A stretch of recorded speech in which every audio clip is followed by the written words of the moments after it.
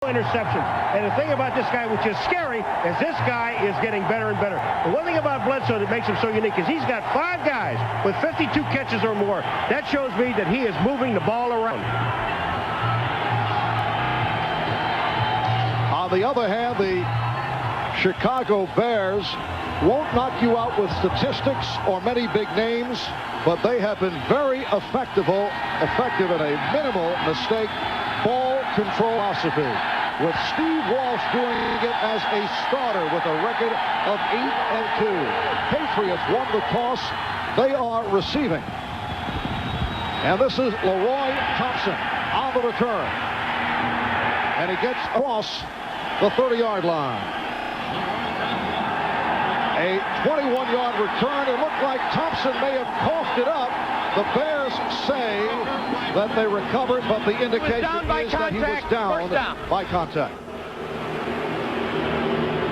Leroy Thompson, who broke his finger last week in the game against Buffalo on a kickoff return early in the quarter, on this opening kickoff return, went down, and the ruling is the play is over. He was going down, his knees were on the ground, and when knees are down, you're down. So the Patriots starting out from the 32-yard line. That is Tipson in motion. And Bledsoe throwing on first down. Sam Gash stopped by the outside linebacker Joe Keane. Sam Gash coming off a career game in terms of running the ball last week. 56 yards on the ground. That is a pickup of about a yard. Surprise first play, Pat? I don't think so. For Bledsoe, 22 of 31, 3 touchdowns, no interceptions last week in the victory over the Bills. And Bledsoe now airing it out. It is broken up. The pass intended for Ben Coates, who comes in with 93 receptions, covered by the free safety, Mark Carrier. Watch this. Coates is going to come across the middle, and Mark Carrier is going to close on the ball. The ball is thrown a little bit high. Watch Carrier right there. The ball's there, Carrier's there. That's great defense. It's a 3rd and 10 at the 32-yard line. Mark Carrier, incidentally, playing with a dislocated thumb and a dislocated pinky. Said earlier in the season, playing with the cast wasn't as aggressive, but he has adjusted to it. And Bledsoe has the pass broken up. Wolford stepping in front of Brisby to get a piece of it. Well, this whole thing starts out with Bledsoe with all the time in the world to throw the ball, and it looked like man coverage on Wolford on Brisby downfield. And when Bledsoe has this much time to throw the ball, usually he's effective. Watch the time he has. Nobody in his face. There's the throwing lane, and watch this close by Wolford. Boy, that's beautiful. So it's 3 and out for the Patriots. And Pat O'Neill, the rookie from Syracuse, who had a good day last week against Buffalo, will punt it to Jeff Graham. The one-time Pittsburgh Steelers had an outstanding season for the Bears. Short kick handled by Graham. And Graham is swallowed up at the 48-yard line. A 29-yard punt and a 9-yard return. So the Bears to the offense for the first time. Jerry Fontenot, the only starter from a year ago, still starting on that offensive line. Heck, Perry, Fontenot, Lewenberg, and the big cat, 6'7", James Williams. The quarterback is Steve Walsh. Louis Tillman will play for Bill Parcells with the Giants. In the backfield, along with the rookie Raymond Harris, when they go 3 wide. Robert Green and Tom Waddle check in. And Walsh goes short range on first down, has Harris. Raymond Harris with a first down. Stopped by Vincent Brown. Harris goes for 17. Now, Paul, here's a guy who refers to himself as the ultra back. Had his best day in the NFL last week against the Rams. 23 carries and 92 yards. Play action pass, holds the linebackers. The ultra back comes out of the backfield, Raymond Harris, and picks up a first down. They're at the 35-yard line. Good call. Says he's the ultra back because the way he's constructed, he's not a halfback, fullback, he's a tailback. He's is all of the above. And he named himself, which is really nice. And a first down at the 35-yard line. Tillman with a short pickup. Vincent Brown from its side linebacker position comes up to make the stop. It's a pickup of 2. Pitts, Agnew, and Jones up front. Agnew for the injured Tim Gold at nose tackle. McGinnis, Brown, Moore, and Slade, the linebackers. Marty Moore back in the starting lineup. Ricky Reynolds had 2 fumble recoveries last week. Maurice Hurst leading the Patriots with 7 interceptions. Rod Smith comes in as the nickel. A 2nd and 8 at the New England 33-yard line with 2 minutes gone by in this opening quarter. Walsh took a look to the left for anyone, and now completes. Oh, it's dropped. Marv Cook, the tight end, the one-time Patriot, appeared to have it and could not hold on.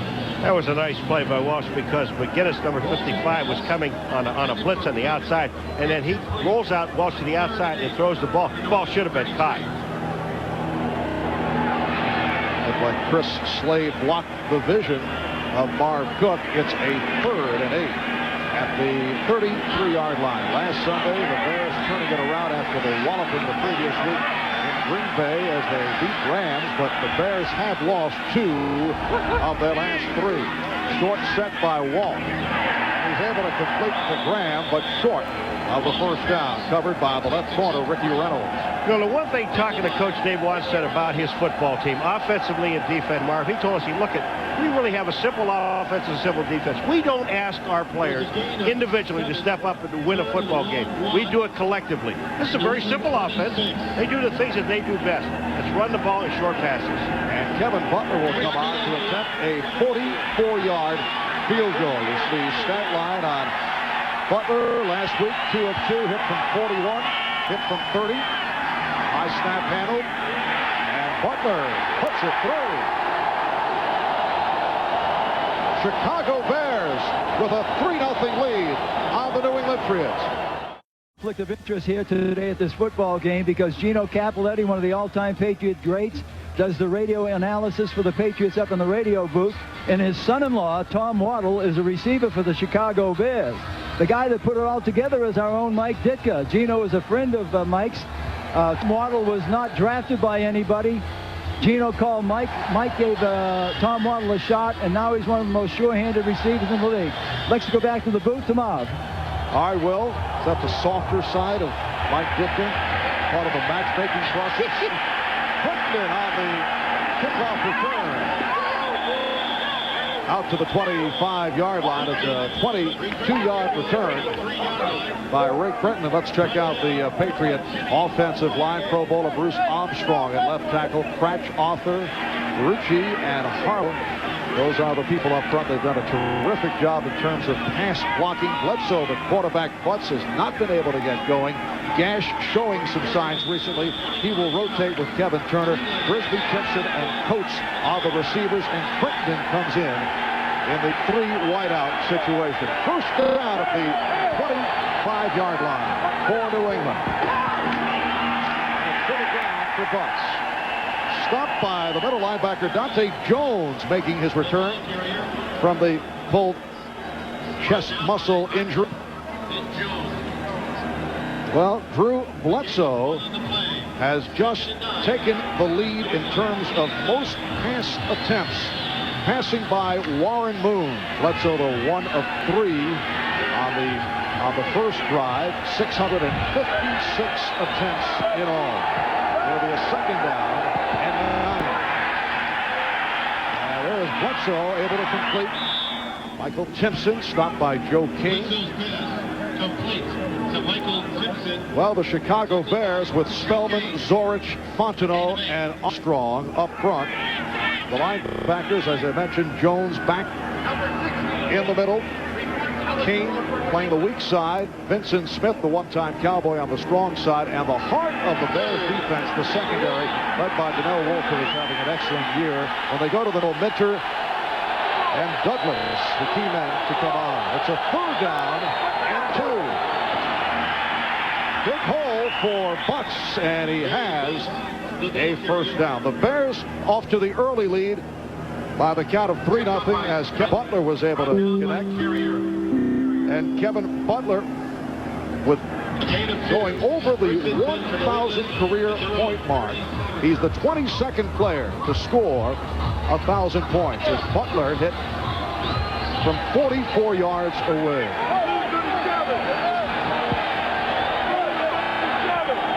First down at the 37-yard line. Again the hole. Butts able to pick a first down up. Joe Kane on the stop as Butts went for 12. Parcells told us yesterday about Butts gets in the open field and there's a safety or a corner in there. They kind of let him go by. But Joe Kane was a linebacker, number 59. But look at the blocking up front. Spellman, Lonzo Spellman, there's a double team. They get a good block there. Here comes Kane. Butts hits him and knocks him down.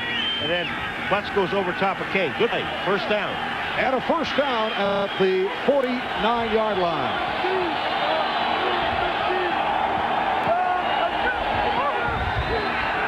It's Sam Gash. Short pickup by Gash.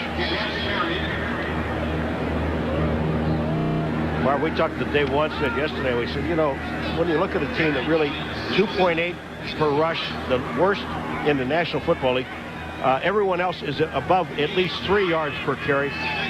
Do you kind of disregard the run? He said, are you kidding? We played Packers a couple weeks ago. They ran for over 200 yards. We know that this team can run the ball. They haven't been effective so far, but they can.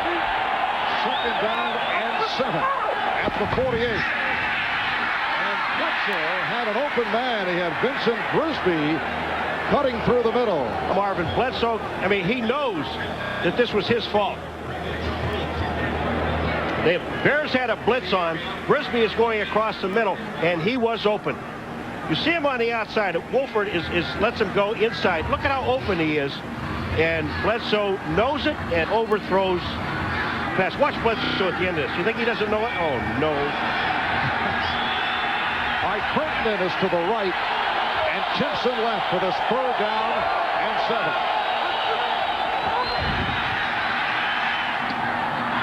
Diving catch made by Brisby, covered by the right corner Jeremy Lincoln.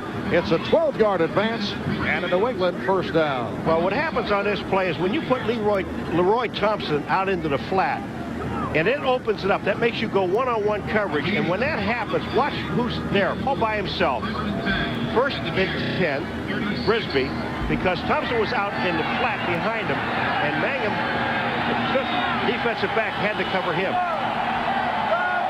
Now Brisby flanked to the right, and it is Butts, the ball carrier. Bill Parcells intent on getting Marion Butts involved here in the early going. Coming in, he's averaging only 2.9 yards per carry. Marion Butts' first 8 games, 309 yards, last 7, 363. He was slowed by preseason knee surgery after coming over from the San Diego Chargers. The question is it Butts? Is it a combination of Butts and the offensive line? Nice catch by Coates, but short of the first down. Reaching inside the 30, a flag has been thrown. And it's against the Patriots. Holding against the Patriots. You know, you got to drive. This will drive a coach crazy, especially this coach here. I mean, you're in a drive. Holding. You're down by 3. Offense, number 71. Yards. Repeat. Rucci. Second down. You get a play, you pick up about 6 or 7 yards. You get the third down and short, and then you go back to second down and long, very long. And this is a matchup of 2 of the least penalized teams in the NFL. Chicago, number 1, and New England, number 2. Patriots have a second down and 18 at the Chicago 44. Bledsoe again had a man wide open. Ben Coates cutting down the field, but the pass sailed high. Now, you cannot believe how wide open Ben Coates is. Watch this, folks. Nobody covers him. Look at here. He's in the middle of the field. Hold it right there. You see a black shirt? There are no black shirts around him. And again, Bledsoe, you know, last week against Buffalo, Bledsoe hit Coates in the end zone, Marv. There was no one covering him. And he told us yesterday, he says, you know, I thought that there had to be a guy behind him. So I threw the ball out in front, I almost threw the ball away. That time he did. Bill Parcells telling us on a number of occasions when Bledsoe appears to be nervous to throw up high. This time he completes the concept, and he's forced out of bounds. Short of the first down by a good distance.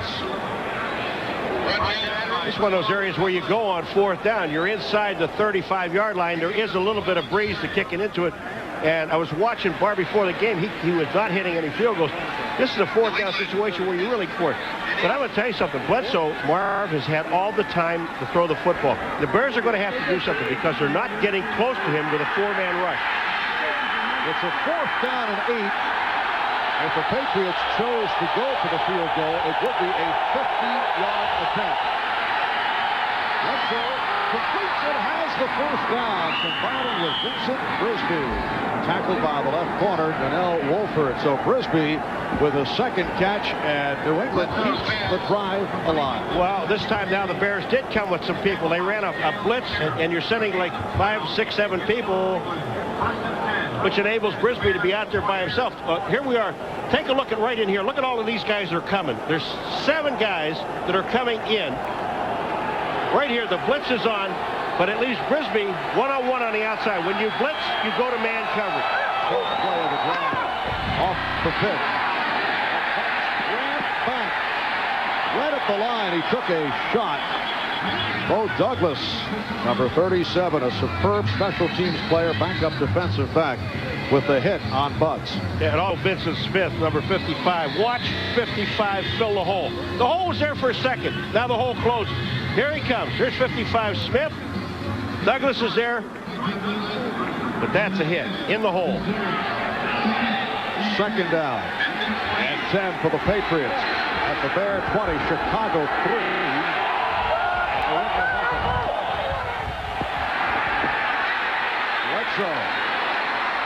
Going to complete to John Burke, a backup tight end who played a prominent role last week with 4 receptions. Let's see where they spotted. There's John Burke, rookie from Virginia Tech. It is just shy of a first down.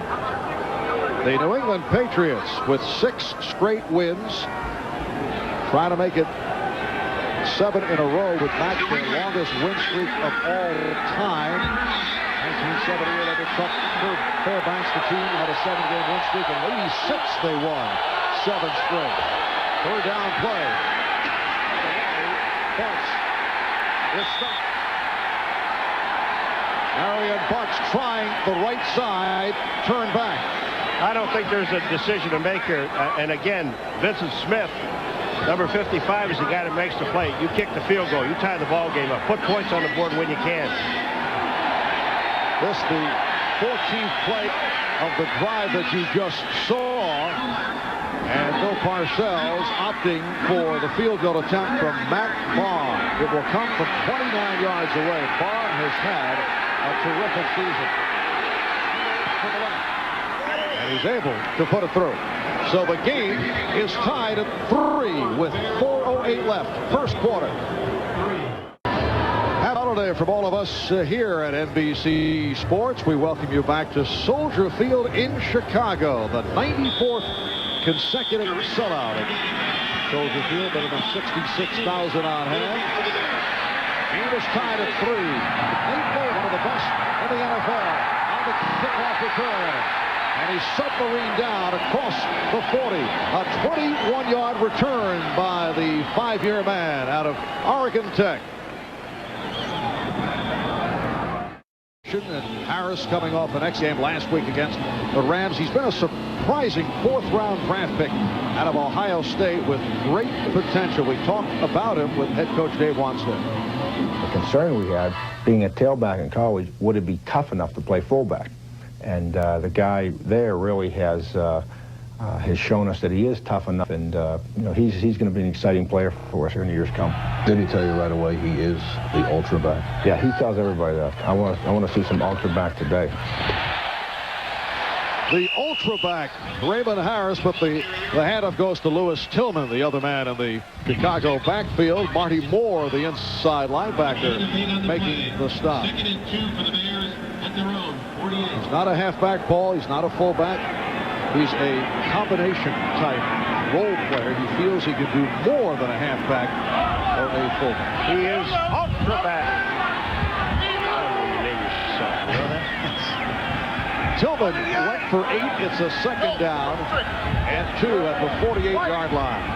Bears and Patriots are tied at 3. And here is Harris getting the call. And the ultra-back this time is stopped back behind the line by Vincent Brown. We're set for an update. Let's check in with Greg Gumbel.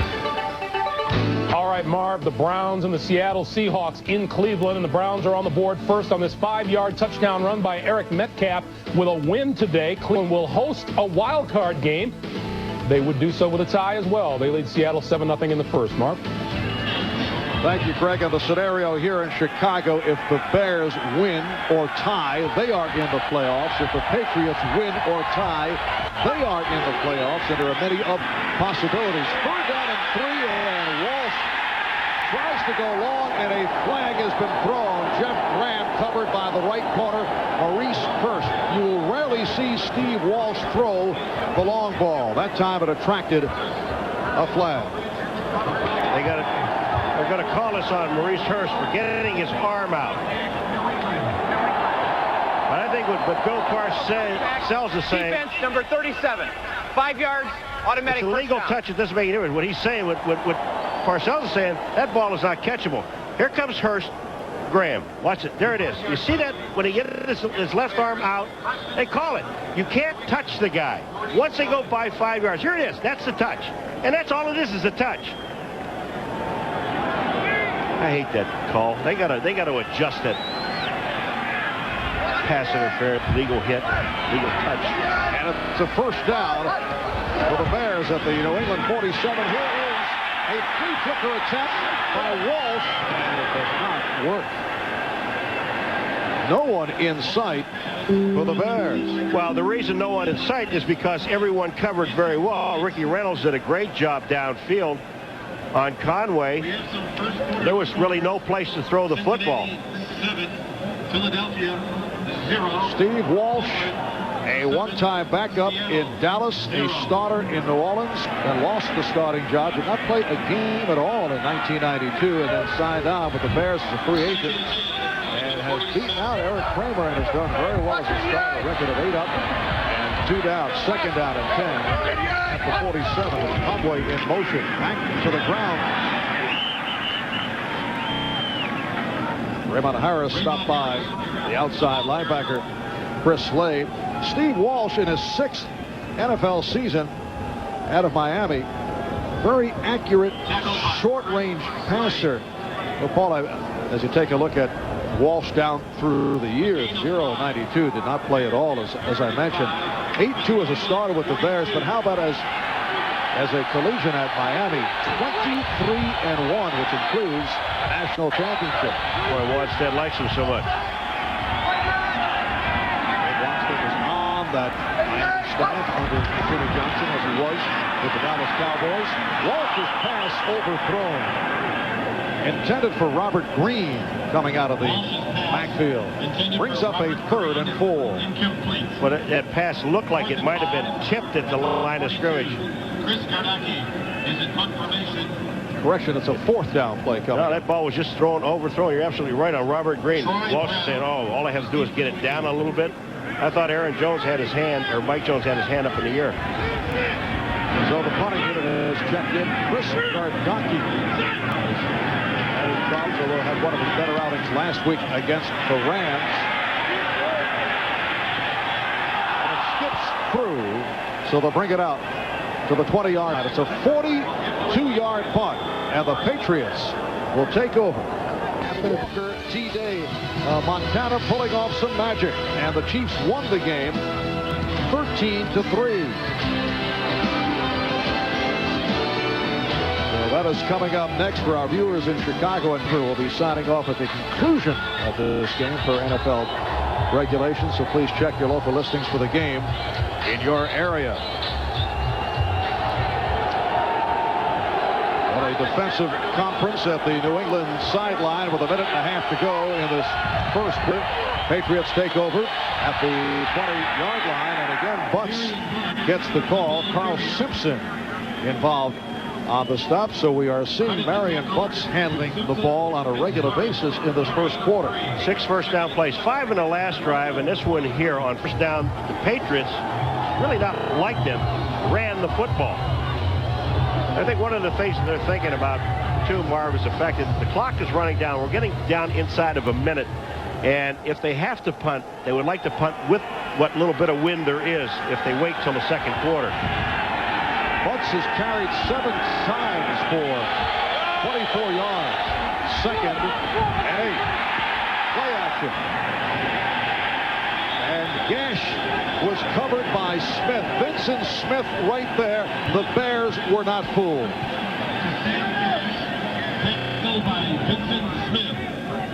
Alonzo Spellman, number 90, gets some pressure on the quarterback here. Bruce Armstrong is the guy who's blocking us. Look at this. Now he gets up. He wants to hear this crowd. Get the crowd in the game. Hey, I need all the help I can. Here's you. Look at the hands of that guy.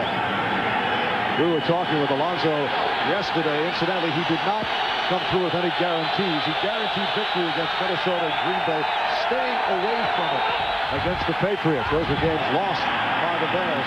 Big hole, and Leroy Thompson picks up the first down. Mark Carrier on the tackle. That's the end of the first quarter. The Bears and the Patriots tied at 3. Between head coach Bill Parcells and his young quarterback Drew Bledsoe. Sometimes extremely heated on the part of Parcells. We talked about that relationship with Bledsoe. I think that he's starting to respect me and my knowledge of what's going on and so on, so that I can come in. And if I have something to say, I can say it, and he'll hear me, and so on. And that relationship get better and better. But the one thing you learn about dealing with him is that he speaks loudly, and sometimes if you want to get through to him, you got to speak loudly back, or he doesn't hear you. So, you learn that, and that's just part of knowing people. In effect, they're now both speaking loudly to each other, as you just saw Bledsoe complete to Brisbee to open up the second quarter. But not necessarily in away games where you can't hear each other. They do it at home also. You know, the Pats in the first quarter, Marv, 10 minutes and 29 seconds, they ran for 33 yards rushing against Buffalo. They didn't have 33 yards rushing in the first 3.5 quarters. Once again, trying to force feed the running game. First down at the 47. Play action by Bledsoe, who gets the tie and completes to Brisbee. And Brisbee works his way down to the 21-yard line. That's a 33-yard gain. The stop by Mark Carrier. Marv, you want to see a guy that has confidence in his offensive line? Folks, just watch Bledsoe. Watch this. He's looking. He's looking. He's waiting. He's waiting. He's waiting. That's confident in your offensive line. And then when Brisbee is wide open coming across the middle, after he goes through 3 different guys, he hits him with the ball. Now that is great touch, man. 4th catch of the day, number 56 on the season for Brisbee. And a first down at the 21. Here is a reverse for Timpson. And that fooled the Bears. Michael Timpson on a reverse, going from right to left, went for 11, and a New England first down. This is the first reverse that this team has run all year. First one. And look how nice. I hate reverse. You know how I feel about reverse, but that baby there won for him. I mean, they got him 10 yards, and that was a good call. I don't like him. I'm sorry. Too many bad things can happen on a reverse. Well, it is a first down for the Patriots just outside the 10-yard line. This is Gash. Works his way to the 6. Tripped up by Wolford.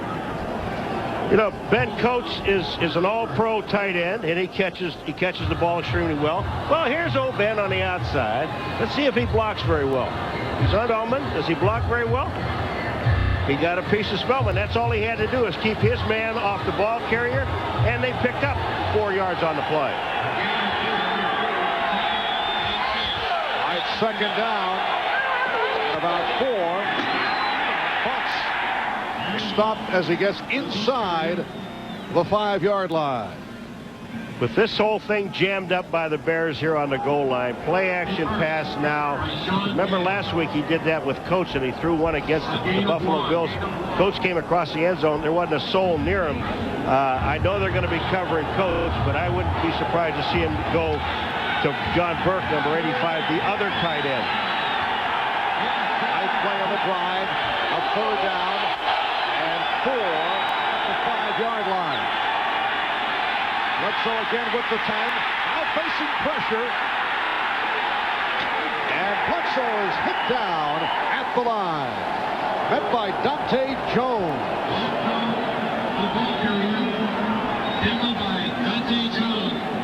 Patriots kick the field goal here. There's no question about that. They've got 4th down and about 4.5. You put points on the board again. But that time Bledsoe waited a long time. Boy, he has an awful lot of confidence in an offensive line, doesn't he? That Barr earlier hit from 29. This is a 22-yard attempt to give the Patriots a 3-point lead. And he does. New England 6, Chicago 3. We are early 2nd quarter. Look at him. He's just saying, hey, you got to get to this quarterback. Watch his arms. You got to get upfield. You got to hit some people. You got to force this guy to throw early. If you don't, we're not going to be in this game for very long. Hey, Wanstead, very intense, emotional coach.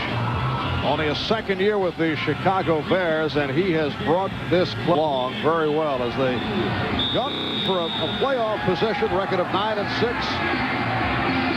Tied with Minnesota and Detroit for first place in the NFC Central. A game over Green Bay. Here's Lewis on the return. A straight-ahead move out to the 28-yard line. And it's stopped by Terry Ray. A 23-yard kickoff return. You know the one thing you said at the beginning when you showed this lineup of the Chicago Bears offense? Only one guy from last year is starting in the offense, on the entire offense. And that's Jerry Butno, the center, number 67. And that's amazing. This team is 9-6. Yeah, they've had a solid season on the offensive line. A revamped offensive unit. First down for the Bears at the 27-yard line. They're going to the single back once again. It is Raymond Harris. And it looked like the ball may have been worked free for just a moment, but he's able to hang on. Now there is Jeff Graham in his 4th year out of Ohio State. One-time member of the Pittsburgh Steelers. His brother Walter died of brain cancer last year. Those are Walter's initials. Walter Graham. Before Walter had died, he made the point to Jeff, who had his ups and downs with the Steelers. He told him, don't mess it up in Chicago. Jeff was not. Because Walter was extremely encouraging. Penalty flag is thrown as Tillman was the ball carrier. Chris Slade was there, and there's a reason for that. They were offside. One of the reasons why they were there. Referee is Larry Nevers. Defense offside. Number 96. 5 yards. Repeat 2nd down. Well, that is Mike Jones, the right defensive end. Well, we're right here in the middle of the screen. Watch up in here, and you're going to just see getting a little. That's a little too soon. I'm surprised they didn't stop it because he made contact. Mike Jones made contact, and when you make contact, they usually blow the play dead. 2nd down and 4. Play action. Yes, complete to Curtis Conway. Ricky Reynolds on the tackle. It's a 19-yard hookup. Walsh to Conway. Boy, your play action passes work so well. I mean, it freezes people. Watch number 21, Ricky Reynolds. He's looking in the backfield. That's a play action pass. He's looking in the backfield. He is not looking at Conway. You've got to play the receiver. This is what Ricky Reynolds is looking at right here. See the play action? Fake to Harris. Walsh, good play, and it gets the ball on the outside. When you're looking back in the backfield, you have no chance. Lewis Tillman, the ball carrier. Quick count by the Bears. Chris Slade on the stop. Curtis Conway, last week against the Rams, returned to the starting lineup for the first time in a month. He'd been out with an injured thigh. Second down and 8 at the 45-yard line. Had a nice chat with Lewis Tillman, a one-time Giant who played under Bill Parcells.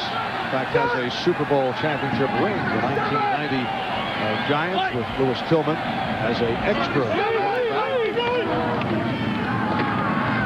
That's Tillman out to the 41-yard line, met by Marty Moore.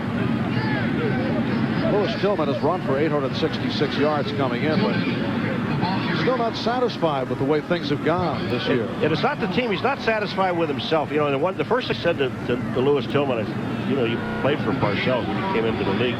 Did he ever yell at you? He looked at me with a little gleam in his eye, and he said, the very first day. And he didn't stop. He and Dave Meggett both came in at the same time, and he yelled at both of them. If he doesn't like you, he wouldn't yell at you. It's a third down and 4. And it was dropped by Graham.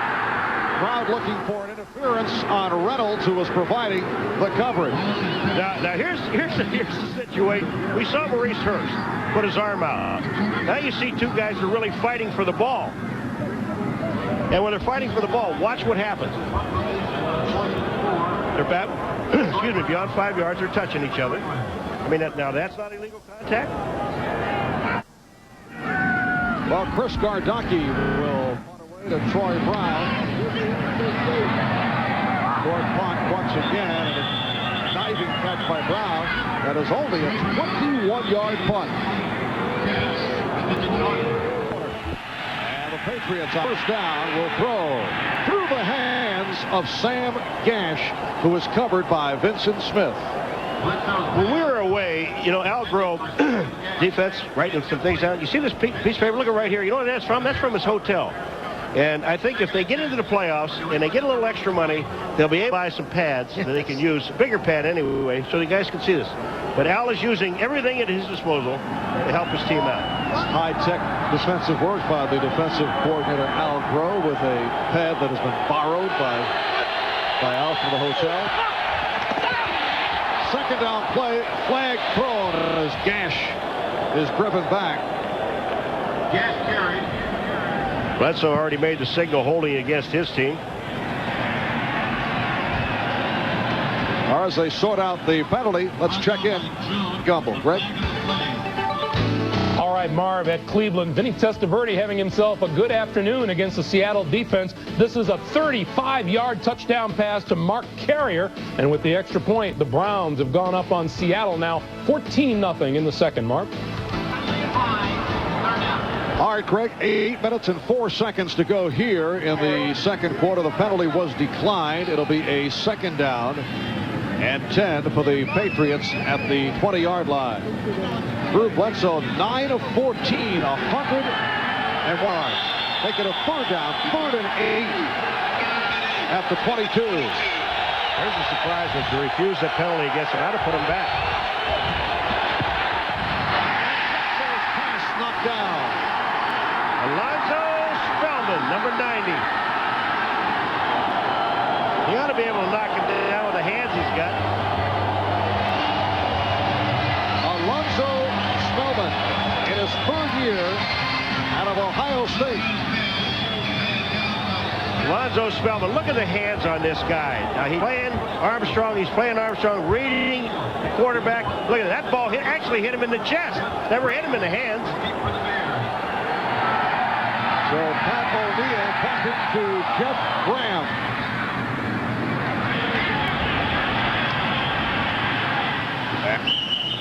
Graham runs it out of bounds, a 49-yard punt and a 9-yard return. We'll be right back.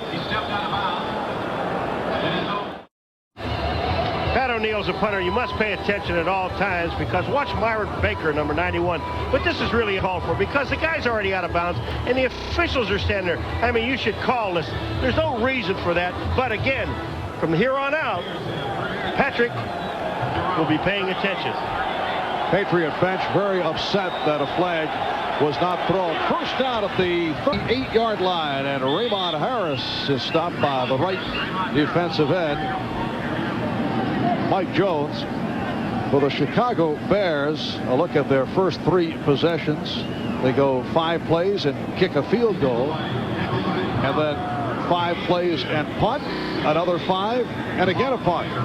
Raymond Harris, after all of that, is limping off the field. So offensively, they're just not doing what they want to do. Field goals are not going to win this football game, even though the Patriots have 2 and they have 1. Raymond by Tony Connor, rookie from Minnesota, wearing number 30. Play action looked like Walsh slipped and then throws high. Incomplete. Intended for Keith Jennings, covered by the free safety Myron Guyton. Well, Chris Slade, he's been working on looking at LT. That's Lawrence Taylor. Some of his moves. Here's that spin move. He spin. He gets Walsh coming out after he throws the ball, but he really didn't hit him that hard. But Slade, when you make that spin move, you got to make it a little further outside. You don't spin inside. It's like a dance. 3rd down and 8 for the Bears. Patriots with a 6-3 lead.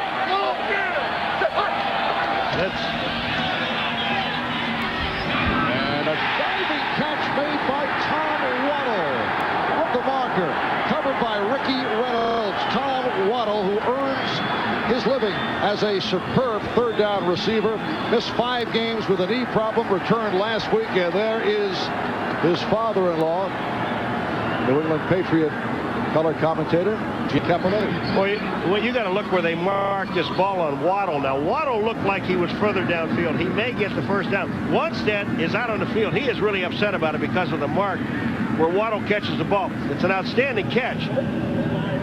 He may still have the first down, but this is a very fair mark, I don't think. Yeah, they're going to get it anyway. Yeah, he got it anyway. That's okay. Now everything's all wrong. Waddle to the outside. Remember, again, when you start blitzing people and sending a lot of people, that means you have one-on-one coverage to the outside. This ball is thrown to the outside. Look at this catch by Waddle. That is absolutely a perfect catch. See right here, when you see this catch, he looks like he's beyond the marker. Waddle makes a catch to the outside. Ricky Reynolds has no chance whatsoever on the ball. Good throw, good catch. Bears first down at their 48-yard line. 6.5 to go in the first half. Conway in motion. That was not disguised very well as Tillman was hit by the combination of Slade and Hurst. Well, I don't know if they were going to run a reverse to Graham or not, or Graham was supposed to come in the block. And now here comes Chris Slade, number 53, down the line. He just goes inside and makes the play. But right here, hold on, right there. This guy here, Graham, is coming down the line of scrimmage. Now, whether he's supposed to block or not, I don't know. Here comes Tillman to the outside, but out on the left-hand side. Now, Graham was coming down in the block, and he never got the block. A loss of 3 and a second and 13. Walsh looking to throw, and then throws it away. Robert Green was down as a potential receiver. Robert Green, a third-year man from William and Mary. I think the Patriots can do enough by sending just 4 people. Your 3 down linemen and send a linebacker. And I think they can do well enough against the Chicago Bears offensive line. They seem to be doing that. When they get into a blitz situation, again, you end up with one-on-one coverage, and you really put your defensive backs at a disadvantage. It's a 3rd and 13. Walsh 4 for 10, 51 yards.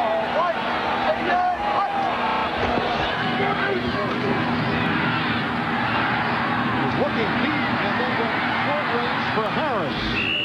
So Raymond Harris, who had limped off just moments ago, is back in there. Harlan Barnett, the strong safety, making the stop, preventing the Bears from collecting a first down. See, here's the difference, Marv. When you have 4 guys, you see these 4 guys running along here? Those are the only guys that are going to rush.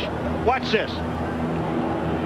Coverage downfield is perfect. So what do you have to do as a quarterback? I have to dump it off to Raymond Harris. Once you do that, then your secondary is there to make the play. And third punt of the game for Gardocki. So Brown calling a fair catch at the 11. 37-yard punt, just under 5 minutes to go. First half, Patriots by 3 points. My hands were steady. Taking you too, because I'm writing an article on basketball from now on. I see. I figured you'd hang around and take in the game in person. I'm going to hang out at home and take it in on TV. Well, that's okay. We'll accept that. Thank you so much. New England starting out from the 12-yard line. And Bledsoe able to rifle it. Again, Vincent Brisby, who has had a terrific first half. That's his 5th catch of the half for 82 yards in all. And it's a first down for the Patriots. Here's Alonzo Spellman again. We've been showing you him now. He's on Armstrong. Watch this. He's now in coverage. Ups, hey, I'm in coverage. And the ball's out there. I mean, with those hands, he's got to be able to get up. The thing at that play, they had 3 receivers in one area. And Bledsoe found the open man. Patriots first down at the 24-yard line. New England 6 and Chicago 3. A blue pass thrown. Intended for Kevin Turner, who was covered by the outside linebacker Joe Kane. You know, the one thing about Bledsoe, you know, we talked about it. They've got 5 guys with 52 catches or more. Now, here's Bledsoe this time. He's trying to get the ball out here to Kevin Turner. He sees him one-on-one on the outside. He just tries to loop the ball up over. There's excellent coverage by the linebacker Joe Kane. No place throws the ball away. He spreads it around, Marv. Well, Bledsoe has hit 10 of 17 to this point, 112 yards. Looking at a second and 10. To the ground. And a nice hole for Leroy Thompson, who gets out to the 30-yard line. Advance of 6. Sean Gale, the strong safety, making the stop. The Chicago secondary, as we mentioned earlier, has been the heart of the Bears defense. Combination of Gale and Wolford and Carrier and Lincoln. But we were talking about it with Mark Carey yesterday. Very upset with their play against Green Bay a couple of weeks back. 3rd down and 2 at the 31-yard line. And Patriots not able to pick it up. Thompson stopped by Smith.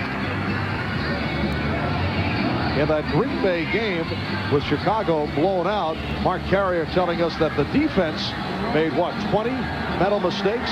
Says we should make about 5 or 6. Now, Paul, you make about 20 mental mistakes on the way to the stadium. Yeah, can you imagine? This was a 12 o'clock game here. If I'd have had till 1 o'clock, I'd have had more than that. No mental mistakes on this drive as the Bears do a good job of holding the Patriots in check, and they are forced to punt.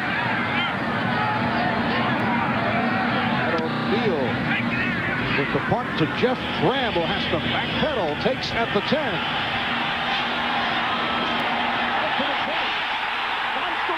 Down the sideline, O'Neal is back, and he trips up Graham. Flag has been thrown. So the punter, O'Neal, on the tackle. A 59-yard punt, but it's a 44-yard return, depending on the penalty call. There's actually 2 flags. One was thrown at the 42-yard line, and then another one was thrown at the tackle.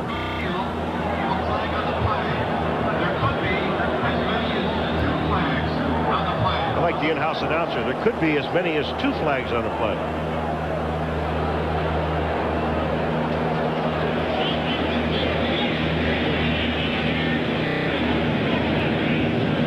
But Parcells is saying, if you read his lips, it's much easier to read his lips. I can say, he said it's before the punt is what he's talking about. They had a hold. I think there's a holding penalty.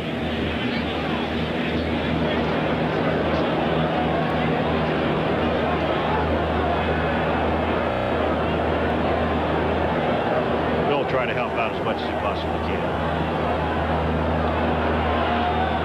And as we mentioned earlier, New England and Chicago running 1-2 in terms of fewest penalties taken. The crowd impatient as the officials try to come up with a decision. Well, we know there are 2 flags on this play. 2 separate penalties. That we do know. And I think both of them are against the Bears.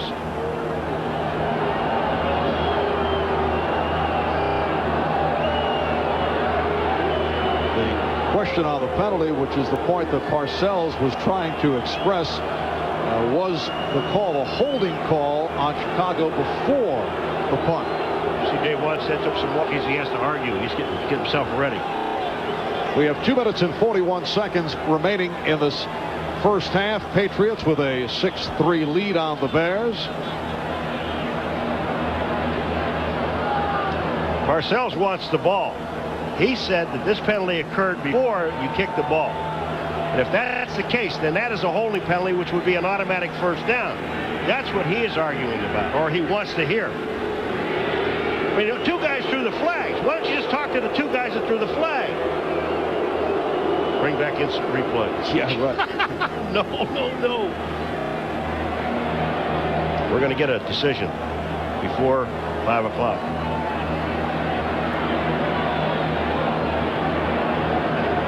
This is one of the longer discussions that we have seen this season. And I know you're not serious about instant replay, but instant replay, even when it was in effect, would not involve this type of play. But I know you're just kidding. I don't kid. Yeah. Here we go. I know the Bears are walking back. The ball is coming way back. We have 2 fouls Here we go. on the play. We have a post-possession foul on the receiving team, on the wide receiver, for tripping. That's not the one Bill's looking for. You can see Parcells. Here it comes. We have a holding penalty against the wide receiver of the kicking team. We have a tripping foul against the receiving team. Well, that's one Number each. 5. The penalty will be to put the ball in possession at the place where the receiving team caught the football. 1st and 10. Look at Wanstead's gone crazy. He has the ball. He's still going. Wait a minute. Hold on. Timeout. Parcells is kind of happy with this deal.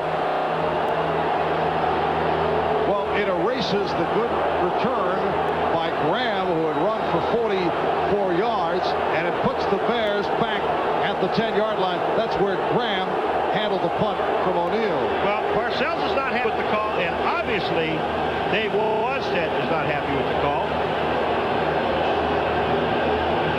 That's Danny Abramowitz who got in the argument, his special teams coach right behind him.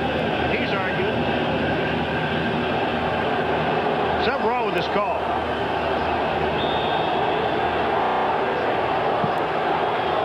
All right, up here on the top of the screen, we'll see what happens here. Now, here is the holding penalty that they called. And that should have been called before the kick. And then it was a tripping by the punter. But the Bears start at the 10-yard line, and the crowd wanted a penalty right there. The pass intended for Curtis Conway. Now, Maurice Hurst was going for the ball, and the ball wasn't even near being catchable. He was going through the player at the ball. And remember one thing about it, when the ball is in the air, that both players have as much right to the ball. So Maurice Hurst is going for the ball. That wasn't catchable anyway. He hurt his arm there. Maurice Hurst is a man who knows Steve Walsh very well. They work out together in the offseason in New Orleans. He first played his college ball at Southern University. It's a 2nd down and 10.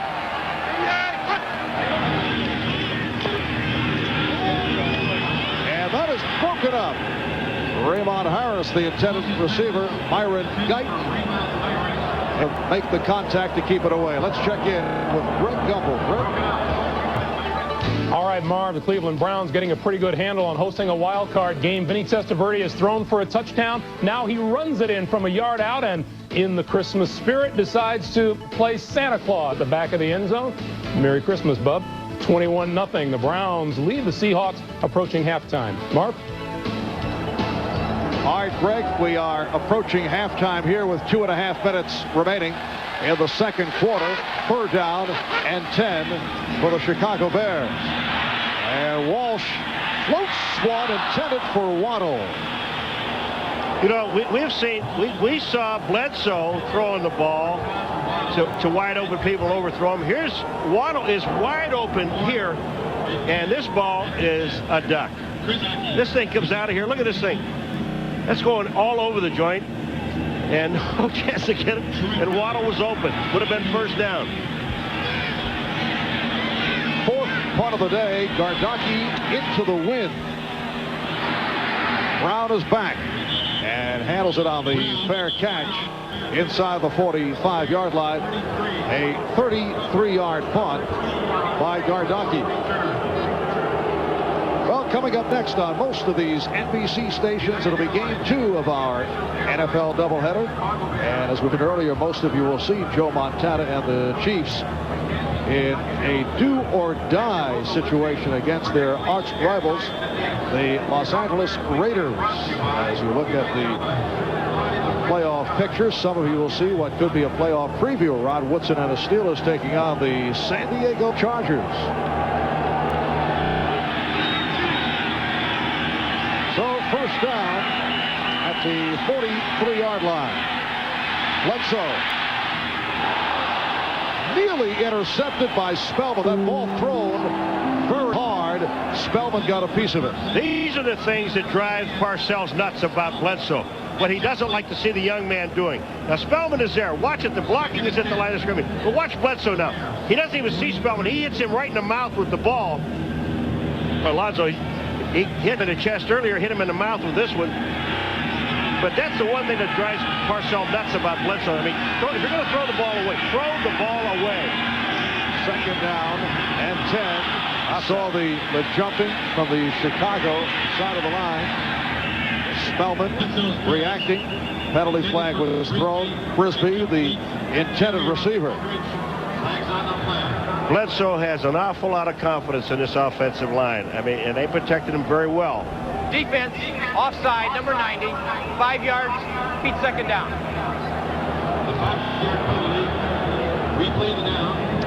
Now, Alonzo Spellman, you make a good play, and then you make this play. It's not so good. And you're offside, and you cost your team 5 yards. You know one thing about Bledsoe, he will sit there, and he will sit there and wait and wait and wait.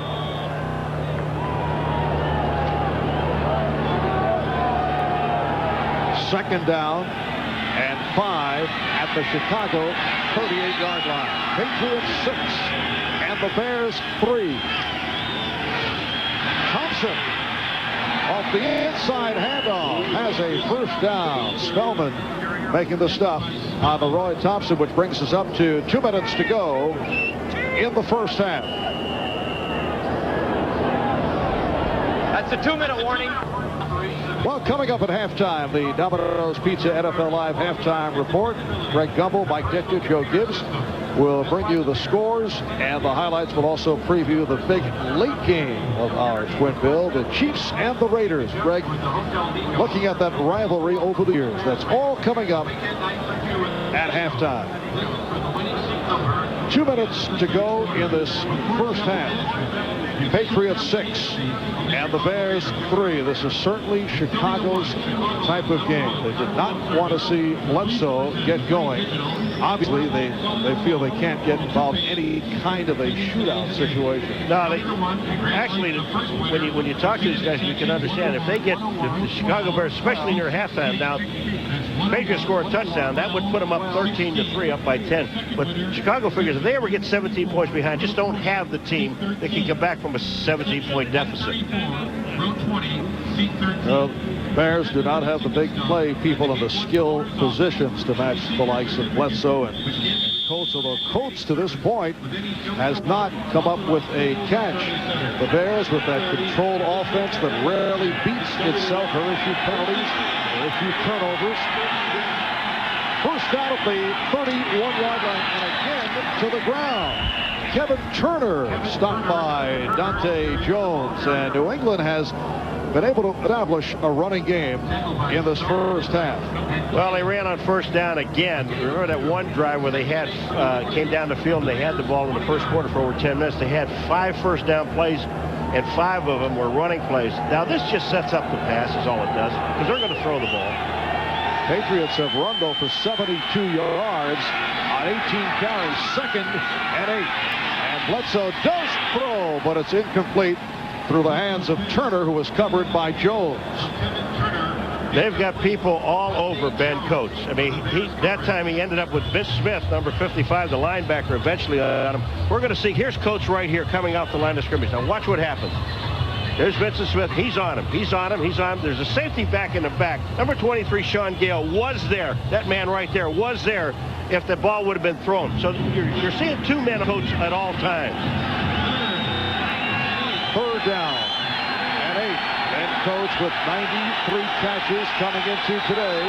Bledsoe now 10 of 19. He's missed on his last 3 attempts. And now complete. And has a 1st down with Thompson. Leroy Thompson out of the backfield and then taken down by the extra defensive back, John Mangum. A timeout has been called by the Patriots with 1:10 remaining in this first half. He has so many weapons, and we said before about Drew Bledsoe looking around. Watch Bledsoe look over this entire field. He's looking at Coates on his right. Forget that, I can't get there. And then he sees Thompson underneath. Leroy Thompson for the 1st down. There's just so many weapons. I mean, so many guys that can catch the ball for him.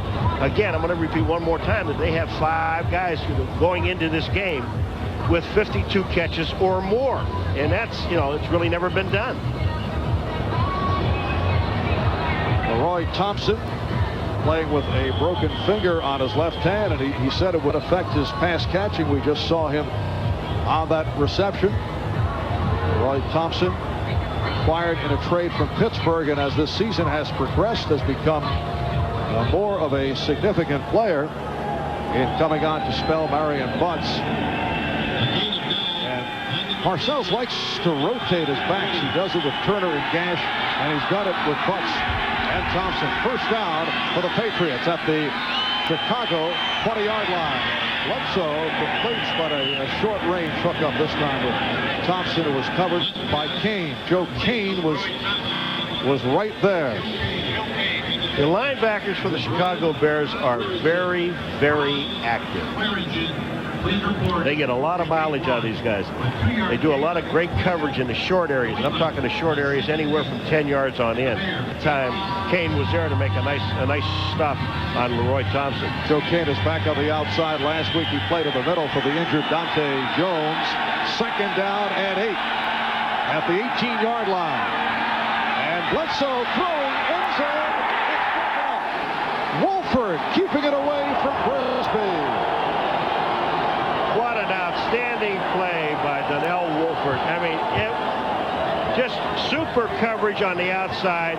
Bledsoe is going straight up. It's up into the corner, trying to hit Brisby. He looks off. Donnell Wolford didn't take the bait. Look at this. Watch this play.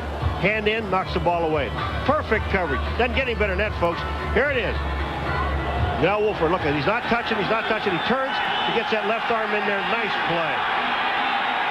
8th play of the drive. It's a 3rd and 8. 25 seconds to go in the half. Bledsoe is taken down. Alonzo Spellman with his 7th sack of the season, and that's the 1st sack of the game. That's what Dave Wannstedt was saying when we showed him on the sidelines of that defensive line. You've got to get upfield. Alonzo Spellman beats Bruce Armstrong to the outside. He's around him now. Bledsoe doesn't see him from the backside. He has confidence in Armstrong, who's an all-pro. Alonzo Spellman beats him. They're going to try and kick a field goal here. Spellman was telling us yesterday he studied the moves of Bruce Smith. He feels there are some similarities in their style, and he felt that he might try to handle Armstrong the same way that Smith did last week, although Bruce Armstrong did an excellent job against Bruce Smith. And he also said, I will not be using those moves in this game. Down to 1 second remaining. This is field goal attempt coming up from 45 yards away. If the Bears can win or tie, they are in the playoffs. If the Patriots win or tie, they are in the playoffs. For the Bears, it's their most significant game of the month of December since back in 1991. And the kick, it's no good. A rare miss. A rare miss from Matt Barr. And that's how the first half comes to a close. This ball was way left. I mean, that ball never had a chance. At the half, Patriots 6 and the Bears 3. Now to get you caught up on all the action from around the NFL, let's go to Greg Gumbel in New York. Paul, when you look at a New England team that is 4th in total offense, they have really been held in check in this first half. Only 2 field goals, that's been it, and they're trying to run the ball more than usual. I think they've got to start throwing the football. But the one thing right before the half, Mr. Steve Walsh almost made a disastrous play. Art Guyton is the outside number 29. Raymond Harris is number 29 for the Bears. Look at this play. Had that ball been a little bit lower, it would have been touchdown, New England. The score is 6-3. But I think in order for the Patriots to win this football game, and you talk about the powerful offense, Marv, they have to throw the football. Now to look at the Coors Light halftime statistics. Well, take a look at rushing yardage to Bears. Now, there is really a surprise. Only 22 yards, 80 yards total. But look at the passing. For New England, it's only 140. 70 is really impressive. But the only problem with that is 2 field goals. They're not scoring. They only score when they really throw the football.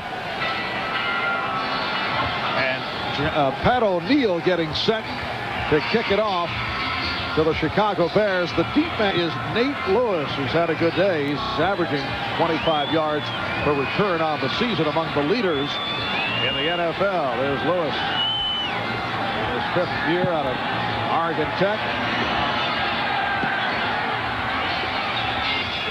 And a short kickoff. Lewis to the outside. And he runs it across the 35-yard line. He went for 20. Let's check in with Will McDonough on the field. Will? Okay, Marv, the coaches were a little different at halftime. I ran up the tunnel behind Dave Wannstedt. He was yelling at his players, we got the flow the way we want it. We got the flow, meaning what Paul talked about earlier. It's a close game the way they want to play it. Bill Parcells told his players at the half, this is a new game. Forget the end of the first half. Just look at it as a new game. And the umpire, Al Conway, told me that's only the 2nd time in 20 years he's seen that penalty at the end of the half. Marv? 2nd time in 20 years. All right, the Chicago Bears start out from the 35-yard line. And here's Walsh. It's picked off, but let's see, was he inbounds? Apparently not. Ricky Reynolds out of bounds. Pass intended for Curtis Conway. 2nd time in 20 years. It took him 20 minutes to make the call. All right, let's go to the outside. Here we go. Down. Curtis Conway, this ball, he slips down, Curtis Conway. And look at Ricky. That ball is thrown way to the outside. No chance to get, but he makes the catch, but no chance to stay in bounds. Walsh has thrown some pretty shaky patterns. And he is now 5 for 15. 2nd and 10 at the 5-yard line. 2nd back coming through, Lewis Tillman. And he is stopped by the left defensive end, Mike Pitts, along with the inside linebacker, Vincent Brown. It's a short pickup. Tillman has run 6 times, only 14 yards, picked up 2 on the play. It's a 3rd and 8. Whole bunch of 5s. I mean, the most they had the ball was 6 plays, and ended up in a punt. They started with a field goal. They had excellent field position when they got the field goal. They started at their own 48-yard line, ended up with a field goal, and from then on out, it's been punts. They can't run the football against New England. 3rd and 8 at the 37. We're just underway. 3rd quarter. Catch by Conway. He's able to get to the marker. Let's see where they spot it. He's going to be short because they mark it where the ball comes down. Rod Smith on the tackle. Good play by Smith. I mean, a nice pass by Walsh. He hits Conway, but Conway does not get the first down. And you're talking about at the 46-yard line. Do you go for it? I don't think so. Boy, I'll tell you, we're looking at that marker, though, Marv. I'm sorry. The marker was almost at the 46-yard line, and that ball is just outside the 45. That is a heads-up play. I didn't think that they had first down, but don't trust the marker. I tell you, Curtis Conway wasn't certain either. He was a little sheepish when he was able to get back up. That's the 2nd catch of the game and a first down at the 45-yard line. Conway in motion. Off the fake handoff. Oh, the leaping attempt by Conway, and it's incomplete. He was covered by Chris Slade. That ball was high, but the ball should have been caught. It was thrown a little bit high. A lot of play action, and it is holding the linebackers a little bit, not much. But Conway is there. Look at this ball. It's high. He just doesn't break down, and he's really not looking at Slade either. He's looking at the ball. He just didn't have control of the ball. Second down and 10 at the 45-yard line. Jeff Graham, who has been very quiet, only one catch today, is flanked to the left. And now Conway to the right.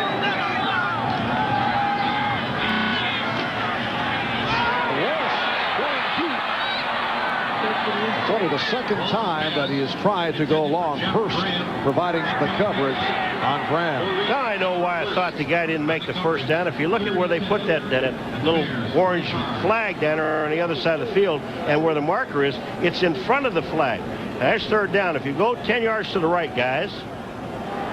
Now you see the marker there? Look where the flag is. It's out in front. I'm just covering myself. That's it. Yeah, it is. An accurate field marking. Which is always extremely annoying. It is, especially when you're wrong. You try to cover your tracks. Third down and 10 at the 45-yard line, but first the timeout taken by the Bears with 13:18 to go in the third. Paul, notice the play on words here. Yes. Get it? Good. Did you get it? You know, the Bears, 7 out of their 8 third down plays have been third and long. They've only had 1 third and short today. And this is a 3rd and 10 for the Bears from their 45-yard line as we resume with a minute and 45 gone by. Third quarter, Patriots leading 6-3. It is broken up, intended for Jeff Graham, covered by the right corner, Maurice Hurst. And the punting unit will come on. The Bears not getting help from the Giants. Dallas and the Giants are now tied in the third quarter. There are many other possibilities, as we have touched on, for the Bears to make the playoffs. Even if they lose here today, they need a giant victory over Dallas. They need Green Bay to lose to Tampa Bay, but Green Bay is well in front. And again, a short punt. Gardocki hearing it from the crowd as it is down. Handled by Carter. 34-yard punt. We'll be right back. 42-degree and sunny day here at Soldier Field in Chicago. The sun has come out for the second half. Patriots have all they want in the weather. All they have to do now is just start to throw the football. They've got to get Ben Coates in the ball game. And that is defensive coordinator Al Groh in the discussion. Number 59, Vincent Brown. This is Chris Slade. Patriots start out from their 22-yard line. They lead the Bears 6-3. And it's fumbled. Sam Gash lost the handle, and then it was recovered. Well, if Cleveland holds on for the victory, they would host the wild card game next week. I mentioned the many possibilities involving the Bears and the Patriots. If the Bears lose, they are in the playoffs if a number of situations occur. Now this is not going their way. They needed a loss by Green Bay, need a victory by the Giants, need Arizona to lose in Atlanta. And the catch made up at the 30-yard line by Michael Chip, stopped by Dante Jones. This game has no effect at all, except on the individual players and family members for him. Yeah, they kept the flight back home for Christmas. That's about it.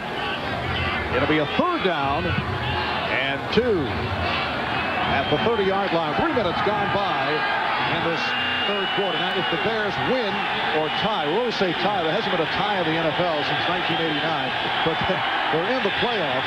And the same with the Patriots as Leroy Thompson picks up the first down. Run out by the free safety, Mark Carrier. If the Patriots win, or should this be a tie, they are automatically in the play. And they even have a shot to win the division, depending on Miami and Detroit tomorrow night. All right, Marv, take a look at here. Here comes the blitz by Kane. He comes up free, but when they do that, there's nobody to cover the back coming out of the backfield. Watch this. There goes the blitz up inside. Hold it right here, boys. Here's our guy, all by himself. First down. That was easy. He went for 19 yards. Now the first down play. Once he stumbled and then tried to get up, but put down by Maurice Douglas. Boy, Maurice Douglas made a nice play. He comes up and takes on the blocker and then makes the tackle. He saves a big gain on that play. And it's very difficult to bring Butts down. Numbers on Butts, 10 carries and 27 yards. Picked up only a yard here. It's a second down and 9 out of midfield. New England Patriots trying for their 7th straight win. Last time they did it, 1986. Bledsoe taken down for the second time. He was stripped of the ball. The Bears say they have it.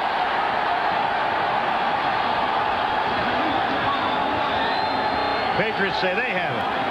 Now, who are you going to believe? The official. Possession here is such a difficult call, and the call is for New England.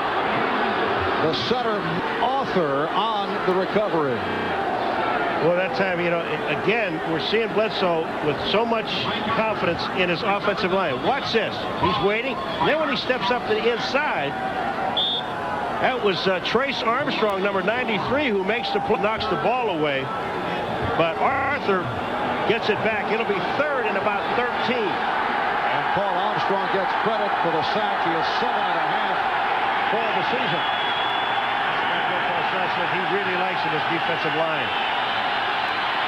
Bledsoe over the middle. That's the first catch by Coates, but he's short of a first down. Ben Coates with reception number 94 for the season. He's now 2 catches away from setting the record for most receptions by a tight end in a single season. A fellow by the name of Todd Christensen. That's T. Christensen, Paul. Did it with the Raiders. He's the record holder with 95 back in 1986. Todd also had 92 in 1983. Neal punting away. Graham, number 15. Good coverage by the Patriots. 30-yard punt, 3-yard return. 9:49 left in the third. Coming in your area. There's Vincent Smith going down and saying, "Oh, we have 2 quarters to go, guys. We got to win it. We can't depend on somebody else to do it for us." And Chicago takes over at its 7-yard line. Wet Knight in motion. Pick up of 3, met by Chris Slade. Raymond Harris, the 4th-round draft pick, the rookie from Ohio State. He's carried 5 times, only 12 yards. Chris Slade made a super play as a linebacker. He just stayed right there with the play and makes the play. He's looking for some help. Watch Chris Slade just slide down. He slides down the line of scrimmage. He slides down. That's Andy Heck with him. Look at him slide. He slides, and then makes the play. That's outstanding linebacker. Second down. 7 from the 20-yard line. Fumble by Harris. And Chicago Bears a very low turnover ball club. They make very few mistakes. They don't score that many points, which is the case with the Bears. And that is of great significance. One of the reasons the record is 9-6. It's a 3rd and 6 from the 21.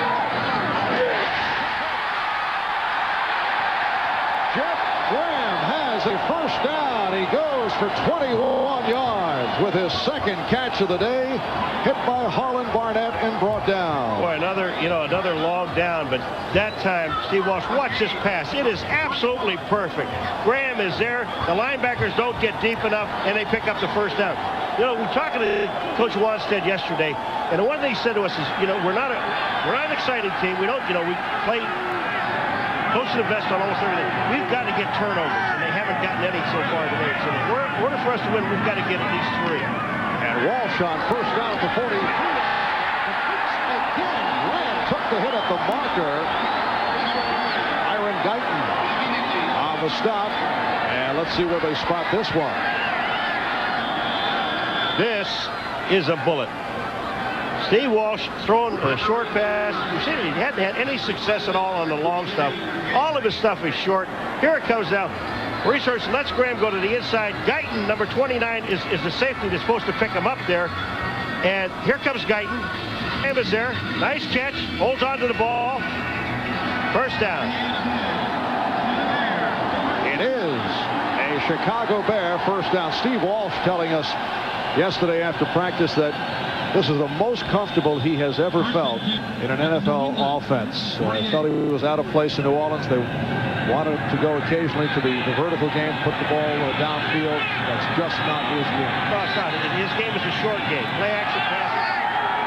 Good running game. And don't force the ball. We saw the reverse earlier succeed for New England, but not this time as Conway is stopped. Vincent Brown was right there. Yes, Paul. Did you see that fake? I mean, that was beautiful.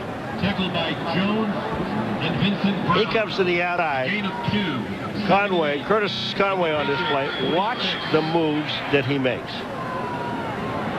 That's Ricky Reynolds. Hold it right there.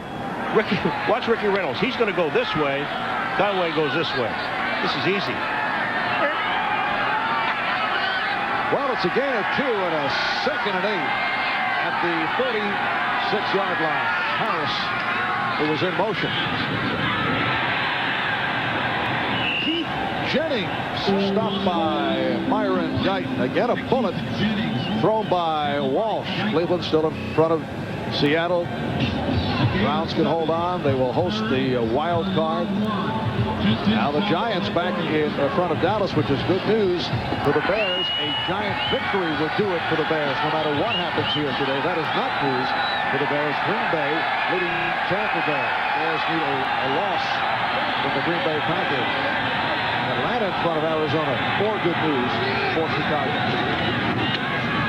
Straight ahead goal by Tillman, and with the burst has a first down. Ricky Reynolds made the stop, and the Bears with their most impressive offensive drive of the game as Tillman goes for 11 more. Before this, 14 rushes, 29 yards for the Bears, and Lewis Tillman. Here is the hole.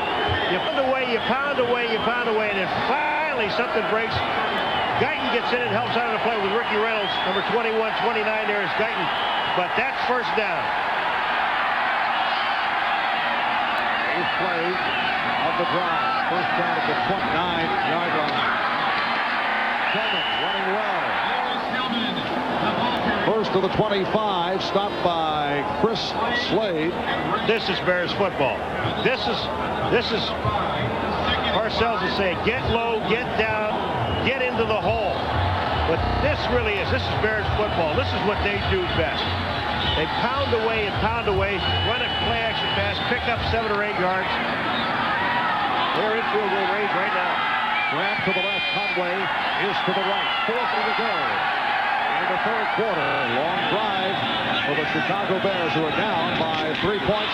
The snap was fumbled and covered up by Walsh. And recovered. No gain on the play. 3rd and 5 at the New England. Walsh never gets this ball from center.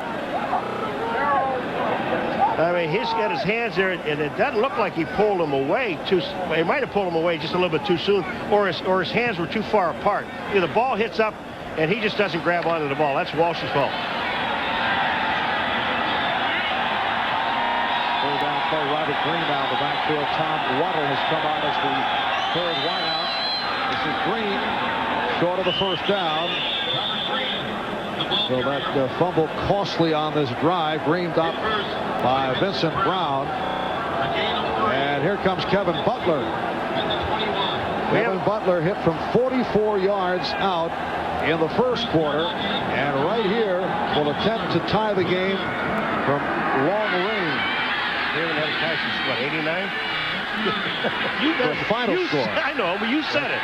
That's true. Well, remember, you said it. It's a 38-yard attempt. Block. Oh, it's blocked. And covered up.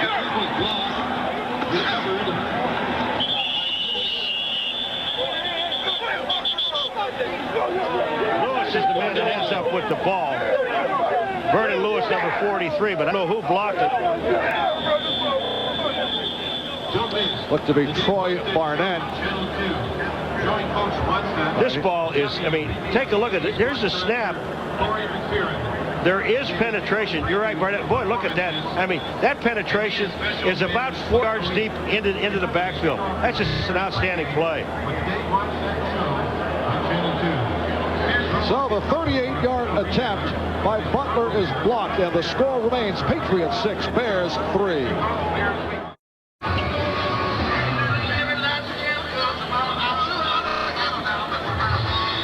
They gave Troy Barnett the ball. Now watch it. He's going to come right over Lewinberg, the center. And this is perfect. He takes the center all the way back. Watch the penetration and then gets up in the air. Boy, that's beautiful. For the Patriots, the first field they have blocked since October of '89. As Butts is stopped by Zorich. Darrell Holmes did it against San Francisco, October of '89, the last time New England blocked a field goal. In New England, they kicked off in the second half. There's Troy Barnett. They kicked off in the second half against the wind. So they want the wind in their back in the fourth quarter, and also they'll have the sun at their back for the receivers. Second down and 8. Catch by Ben Coates. That's only his second reception of the day. It's a first down for the Patriots. The combination of Vincent Smith and Dante Jones making the tackle. Well, you know, it's only a matter of time, and here comes Ben Coates. So this ball, watch where it's going. To the outside, only Ben Coates has a chance at the ball. Nobody else has a chance at it. Dante Jones has no chance. There comes Coates. Now watch. Takes the linebacker, gets to the outside, and in that crack between the two linebackers for a first down. And that ties the record. He ties Thompson most receptions in a single season by a tight end. It's 95. Incomplete intended for Michael Timpson. So there it is. Ben Coates with his 95th catch. On the Bears coverage. 2nd and 10. And Ben Coates leading the AFC in total receptions. Earlier we mentioned all the Bears possibilities, even if they do not win here today. If the Patriots win, they clinch a playoff spot. They're also alive to win the division. Now, if they should lose here, the only way to win is if the Raiders knock off Kansas City in the second of our doubleheader. Good catch in the crowd. John Burke. Bledsoe's pass complete.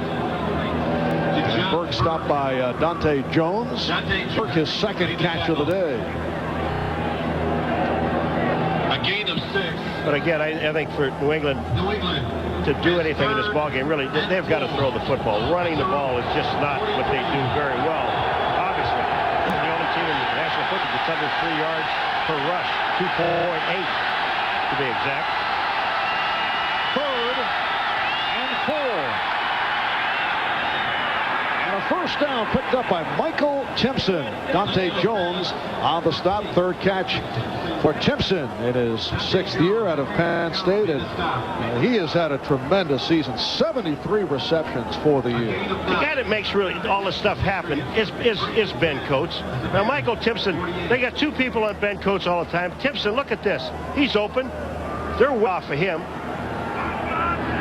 Dante Jones is a linebacker. I mean, he's in a position, but not in a position to make the play. Ben Coates draws a crowd.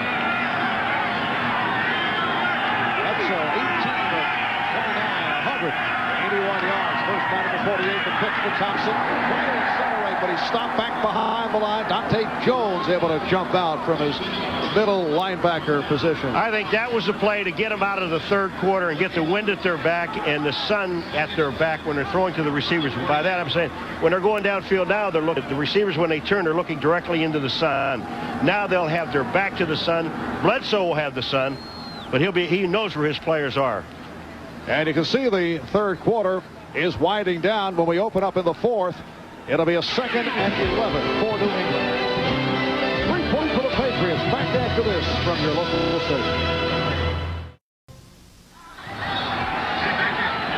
2 field goals by Matt Barr from 29 and from 22. Butler from 44, and that's all the scoring that we have seen as that pass was intended for Ben Coates as this 4th quarter gets underway. And Armstrong down on the field.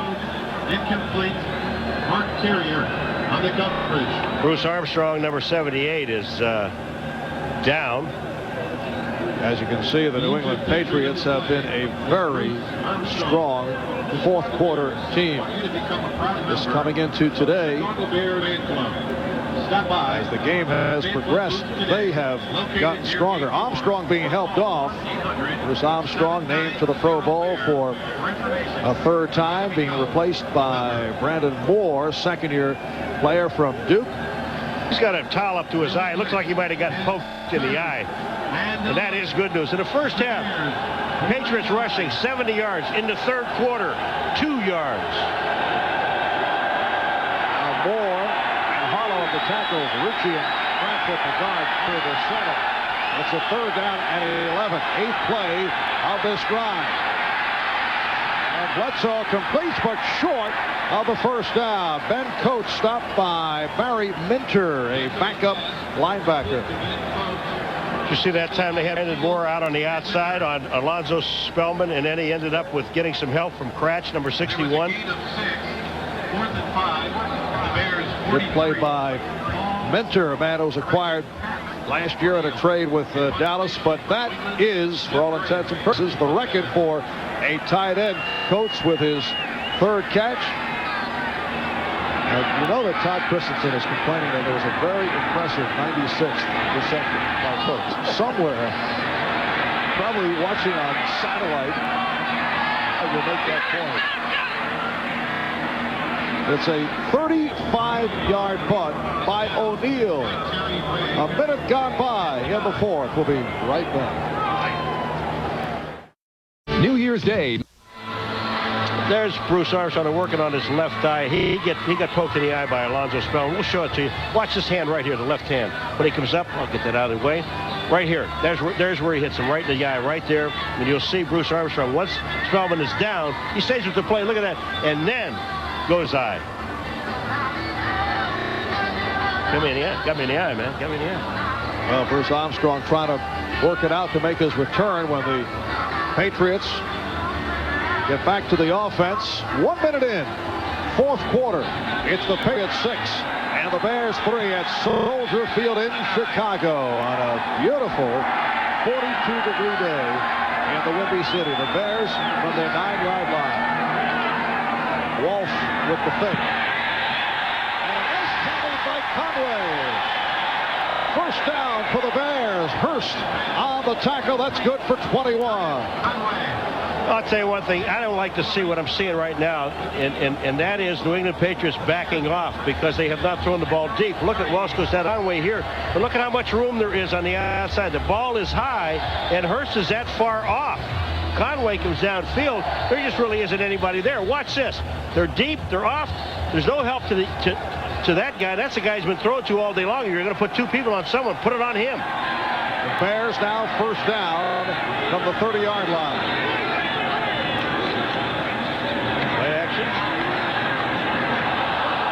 Intended for Raymond Harris, who should have had it off the play fake. See, let him have those short guys right there. Let him have those, Marv. Just don't let him throw that 15 to 20-yard downfield. Well, the Giants now in front of Dallas, so that is good news for the Bears. Galuiso hitting from 30 yards away to extend to a 15-10 lead. Green Bay leading Tampa Bay. Bears victory by Tampa Bay. Any one of those possibilities, including a win here by Chicago, will do it for the Bears. Here's Tillman on a sweep, but just a short pickup. Ricky Reynolds made the stop.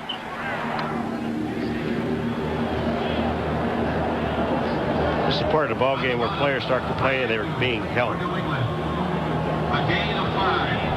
Third and 5. And there's another pretty fair player out of Jackson State. Wasn't bad. Lewis Tillman from Jackson State, one of the all-time greats, Walter Payton, watching his former club. He was something, wasn't he? Third down and 5 at the 34. Short set by Wallace, and he completes, and it appears that that'll be marked as a first down. Conway hit by Smith. And it is a first down for the Bears. Well, you know, they're coming out from inside the 10-yard line, and now, you know, you don't want to let the Bears get into a long drive. Their blitz is on one-on-one coverage on the outside, and it ends up with Rod Smith one-on-one on Conway. You don't have to blitz this team. You can get to them with 4 and most 5. That's really need to send. First down from the 42-yard line. It's Raymond Harris, who is driven back. Mike Jones made the stop. This is only the 7th time that the Bears and the Patriots have played over the years. They have each won 3. That includes the Super Bowl. The Bears beating the Patriots in Super Bowl number 20 back in the 1985 season. Chicago Bears at that time, coached by Mike Ditka.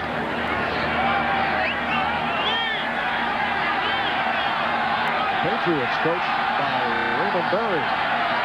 2nd down and 7 at the 45-yard line. It's blocked by Harris again. He should have made the catch. Raymond Harris that's just lack of concentration. Here we have one of your major ultra drops, ultra man. But I mean, this ball's over the middle. Look at this ball, perfectly thrown. You can't throw it any better. Hit him in the chest. That's lack of concentration. 3rd down and 7 at the 45-yard line. Now 1 deep back, scored by the Bears.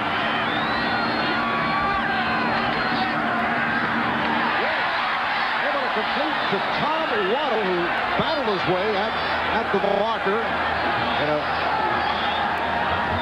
in a fight with Myron Guyton for possession, and they're calling for a measurement. It's hard for me to believe that you stay off these guys as far as they do when you know Walsh is throwing 6-yard patterns. The Buffalo Bills came in here, played the Chicago Bears, and they were playing off like 15 to 20 yards, and Walsh went up and down the field on these guys. And no one can understand why you don't play up short. He can't. We've seen him. He doesn't really throw the ball. He can throw it. He can't throw it very well deep. And it is a first down for Chicago. When you take a look at these guys back here. Why they're there, I don't know. Here's the first down marker there. Get up. Look at them that Waddle has to catch the ball. That make a lot of sense. Walsh now 12 for 27, 136 yards. See what Chicago is doing in the second half. They've had a couple of very impressive drives. First down play, a deep drop by Walsh, and he goes short range. Tillman had it knocked away. The Patriots are on the ball. They're saying no, it's an incompleted pass. They never had possession. Well, we saw this on several occasions last week against Buffalo. Andre Reed was rocked twice, but this one is called incomplete.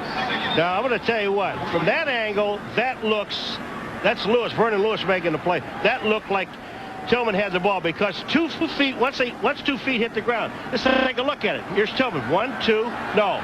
I agree. From that side, your official was right. He never had control of the football. Good call. Therefore, the 9th play of the drive, a 2nd down and 10. Screen for Tillman.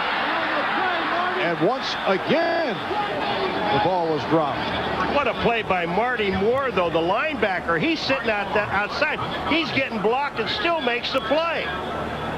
Number 58 is the linebacker, Marty Moore. What's this? Here, hold on a second. He is right here being blocked, and look what he does. Not only that, he gets his hand in there. There's no catch. He'd have made the play anyway. Marty Moore, rookie from Kentucky, Paul, crowned as Mr. Irrelevant as the last player selected in the draft. On the 7th round, a selection by the Patriots in the starting lineup this afternoon. 3rd down and 10. And Walsh running for it. Has a first down.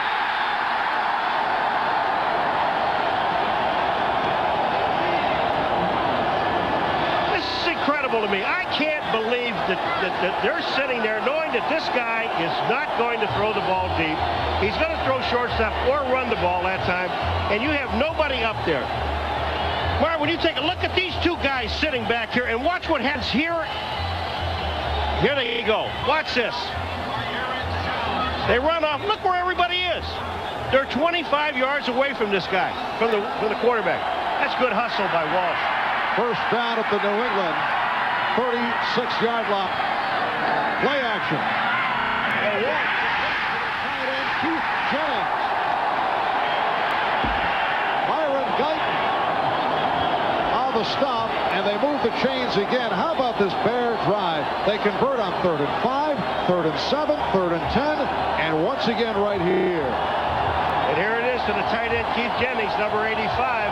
Play action pass. Bam. First down. 9.5 to go. Fourth quarter. Patriots 6, Bear 3. Both play of the drive that began back at the 9-yard line. Tillman was stopped in his tracks. He tried to accelerate. Willie McGinnis was right there. Right here, let's check in with Greg Gumbel at our New York studio. Greg? All right, Marv, as you and Paul well know, up at 4 Eastern time, there is Joe Montana getting ready for the Chiefs against the Raiders. The winner is into the playoffs. If New England wins, the loser is out. That's the big doubleheader game coming up next on NBC. Marv? Thank you, Greg. As you see, just 9 minutes remaining in the fourth quarter. Second down and 11 for Walsh and the Bears. And it's broken up. The pass intended for Raymond Harris, covered by Harlan Barnett, who got a piece of it. But you know what's making this drive work, don't you? The offensive, which I haven't mentioned, is the offensive line of the Bears. They are doing a great job. They're giving Steve Walsh all the time he wants to throw the football. That's Heck and the big cat Williams at the tackles. Perry and Leuenberg at the guards, and Fontenot at center. 5.5-minute drive, and pulled off here by the Bears. Third down at 11. Down at the New England 25.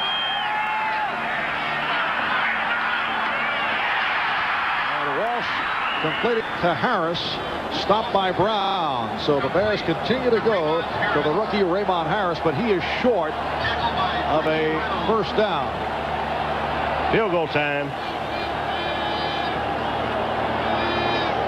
Ball spotted at the 19, so it's 4th and about 4. And there's Butler on a 36-yard attempt. His last attempt was blocked from 38 yards away. The angle to the left. Bardocki will put it down. Line drives it. He missed it. No good. Butler missing from 36. The Patriots maintain the lead. Okay. Welcome back to Chicago. Just a moment ago, Kevin Butler, who had one blocked earlier, missed an attempt from 36. So the Patriots with a 6-3 lead, and they take over at their 26-yard line. And Bledsoe with a nice sideline pattern for the backup tight end, John Burke. That's good for 14 and a first down. All right, Marv, hold on right here. When it turned right here, when he makes a turn right here, look at that ball's perfect. And Butler just hooks it. That's all he does is hook the ball. I mean, the hold is good, and here's the hook. Watch this. Not even close, Marv. Not close. First 10 to New England, 41. The holder did his job. The kicker didn't. First down for the Patriots at the 41-yard line. Off the delay, Leroy Thompson. Leroy Thompson, the ball carrier. Tackled by Trace Armstrong on the tackle New England, 44. of Thompson. There's Butler. The block was not his fault. Now, the block was by Troy Barnett was an excellent block. The kick before that. This one here, Chris Gardocki, the center, did a good job. Chris Gardocki did a good job. He took the ball.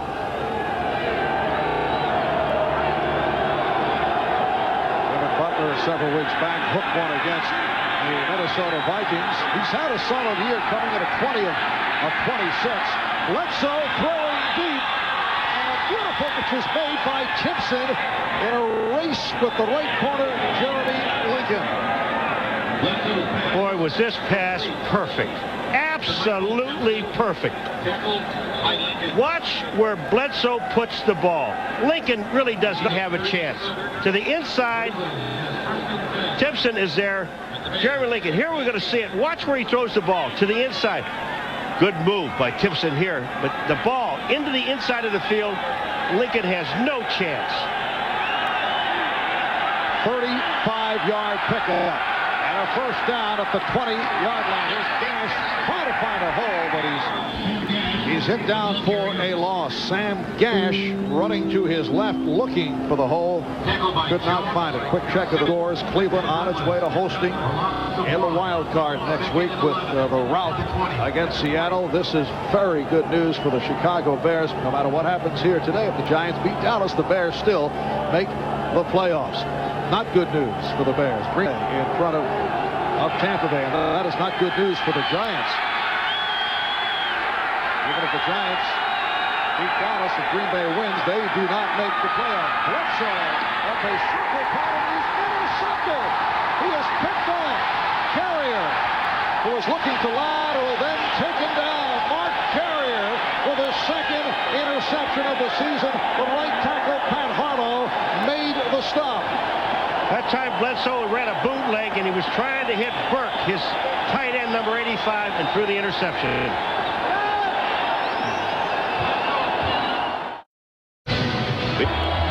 Let's take a look at the interception now. I'm going to show you something. This is a bootleg in which Bledsoe goes back. Banksy comes out here by himself. Now, when we get to here, hold it now. Here's Carrier right here. Watch what he's doing. He's looking right directly into his eyes. He sees the throw. He steps in front of Burke, John Burke, and makes the interception. Good play. So the Bears take over, and that pass deflected, intended for Graham. Hurst got a piece. Notice Mark Carrier protecting the ball, playing with that dislocated thumb, playing with a cast. Maurice Hurst is the guy that gets the shot here. Watch this. He's playing. He knows he's got help deep, so he's playing short. Number 29, Guyton is coming in, and Maurice just makes a nice play. Almost had the interception there. Back. There is Mark Carrier, who's not having one of his banner seasons. He's doing okay, but he came up with a second interception. Walsh's pass incomplete. McGinnis on the coverage of Harris. Willie McGinnis on the coverage. Mark Carrier in 1990 led the NFL with 10 interceptions. See the cast on the left hand.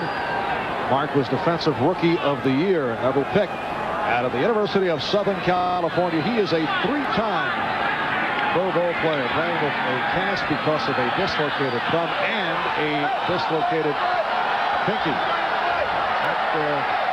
Not an easy chore when you're facing the bullet throws of Drew Bledsoe. And also on a cold day. No, it isn't. Third down and 10. Walsh stepping up and incomplete. Waddle, the intended receiver, he was looking for a flag. The Patriots applauding that. There was no call. Terry Ray making the good play. There was no call. Look at Waddle. I mean, you are laughing. You are looking, trying to get a gift. There is no gift. Boom. The ball's there. Whoa! I mean, he ran through him. He's going to the ball. The officials, I mean, you know, we're seeing it there. The officials are seeing it full speed. I'm not making excuse, but that was very close. That's Troy Brown awaiting the sixth punt of the day from Chris Gardocki. So the Bears have to give it up with 5:15 remaining in this fourth quarter. Fair catch by Brown. It's a 38-yard punt. Back in Chicago, and that is a very impressive stat orchestrated by the defensive coordinator, Al Groh, who certainly made the adjustments in the second half last week against Buffalo. Will McDonough telling us about that superstitious ploy that the Patriots utilize. And a gang tackle of Sam Gash preventing him from making the move, led by Trace Armstrong. Is that fit the overhead bid on the charter plane, I think, Paul? No, it's in Al Groh's bag, his heavy coat. You know, the one thing about the Patriots, you know, we talked to Drew Bledsoe before about Parcells, when Parcells jumps in his face about it. He said, the one thing he's never really done, he's never taken me out of the game. He still lets me do the things that I do best. And you got to let him do it here. He's got him throw the football. Coming up on 4.5 minutes. Remaining fourth quarter, Patriots 6 and the Bears 3. Coates dropped it. And that is rare. Ben Coates had his mind on making the turn on the defender, Mo Douglas, and did not hold on. Bledsoe had Albert Fontenot, number 96, in his face. And here's Coates to the outside. This would have been probably a short game, but he just took his eyes off the ball. Douglas was there. He would have caught the ball again for about a 3 or 4 yard gain. And that would have been about all. It's a 3rd and 10 at the 48. Marv Albert with Paul McGuire from Soldier Field in Chicago. The flags aren't thrown. Flags all over. They got Trace Armstrong moving, and the guy that moved right along with him was Pat Harlow, number 77.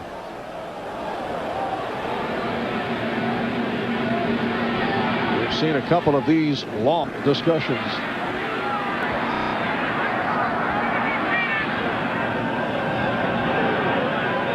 I believe they'll be serving coffee and donuts.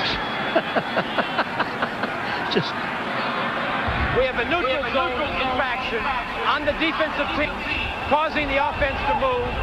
5 yards against the defense. Still 3rd down. it's on Trace Armstrong, and he is not very happy about it. But this is when they get to the neutral zone. Watch this man right here.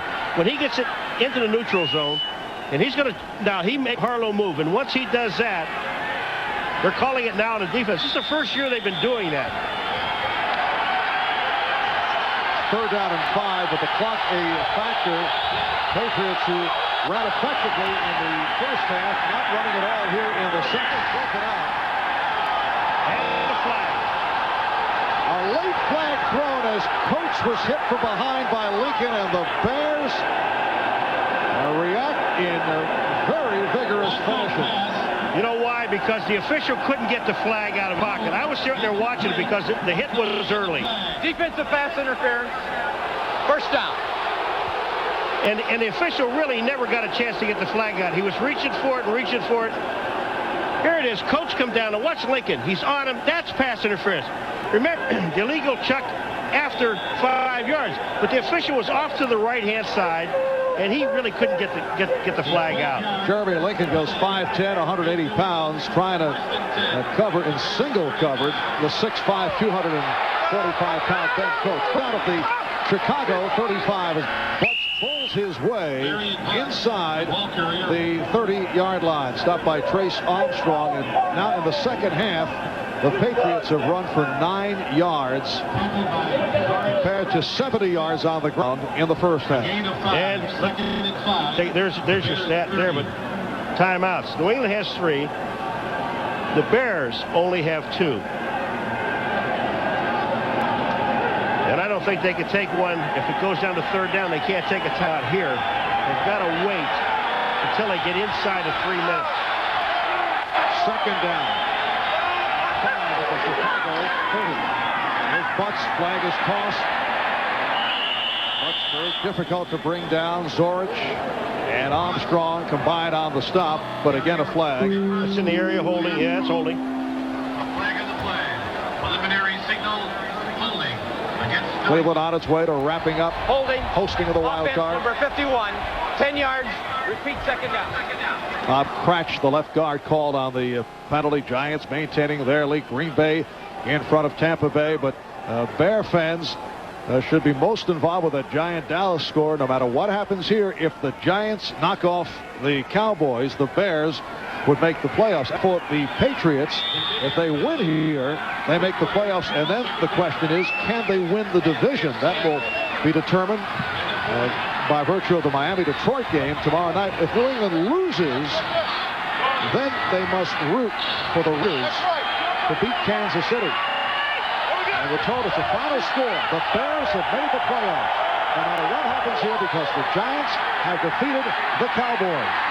Bledsoe throwing deep. Flag is thrown as the catch is made by Brisby. And they have Donnell Wolford holding Brisby. So that would have given him the first down on the holding penalty. Boy, they set that up beautifully. And again, I'm saying that Bill Parcells. 21. Penalties refused. 1st down. Yeah, that's on Donnell Wolford. The thing about Parcells, he doesn't take the game out of this young man's hands, Marv. He lets him do things. I mean, you're talking about you're inside 3 minutes and 35 seconds, and he lets Bledsoe throw a little pitch and go downfield to Vincent Brisby. Wolford was holding. He knew he was holding. Carrier gets over and makes the play, but it's already over. And it's a 31-yard advance and a first and goal at the 9-yard line.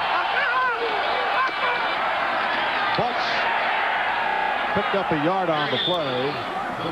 That giant victory over Dallas in the final 15-10 eliminates Arizona, puts the Bears in the playoffs. There it is. But this does not mean anything as far as the Giants are concerned, because Green Bay well in front of its game in Tampa Bay. If the Packers win and the Giants do not make the playoffs, despite the tremendous move down the stretch after they lost 7 in a row, but it turns out to be too late. The Bears, folks, are in no matter what. Now the question is regarding the Patriots. Also, seeding is still up in the air in the NFC Central. There are all kinds of possibilities. Here's the announcement on the Giants game. And a portion of the crowd that realizes it's such a complicated situation. I'm sure a lot of folks don't realize that means the Bears have made it. Timeout is called with 2:46 to go in this fourth quarter. Coming up. Well, that is coming up next on most of these NBC stations. Game 2 of our NFL doubleheader. We'll see either Kansas City and the Raiders or Pittsburgh and San Diego. Drew Bledsoe is now 22 of 36, 274 yards. And 1 interception. The receiving star today has been Vincent Brisby, who has come a long way this season. He's been a sleeper find in his second year out of Northeast Louisiana. There is Brisby, 6 catches, 115 yards. Second goal, the 9. Simpson in motion. Again to the ground. A nice hole for Leroy Thompson, stopped by the strong safety, Sean Gale. So Thompson manages to get inside the 5-yard line. You see Drew Bledsoe, he threw up his hands. He saw that hole was so wide when Thompson was going through it. He put his hands up when Thompson got to the 5-yard line. He thought he had touchdown. Watch this guy right here, Bledsoe. Watch his hands after he hands the ball off. He goes back. Here comes Thompson into the hole, and Bledsoe puts his hands up. I got touchdown. No, you don't. No, you don't. Timeout taken by the Bears with 2:28 to go in this fourth quarter. Chicago has 1 timeout left, and New England with 2 remaining. The New England Patriots seeking to make the playoffs for the first time since 1986, and they're gunning for their 7th straight win. The last time they won 7 straight was 86. They finished 11-5. It was the year after their only Super Bowl appearance back in '78 under Chuck Fairbanks. The Patriots had a 7-game win streak. Remember Fairbanks quitting in the final week. Patriots losing in the first round to the Houston Oilers. I'll tell you one thing, there are a lot of teams in the AFC that don't want to see this team in. I'm talking about the Patriots. The way they're playing 7 straight. They're hot. They've got the hot quarterback. They're playing great defense. Imagine if they can only run the ball. Although the hot quarterback to this point has not been able to get into the end zone, but an excellent opportunity right here as he fires away. Touchdown!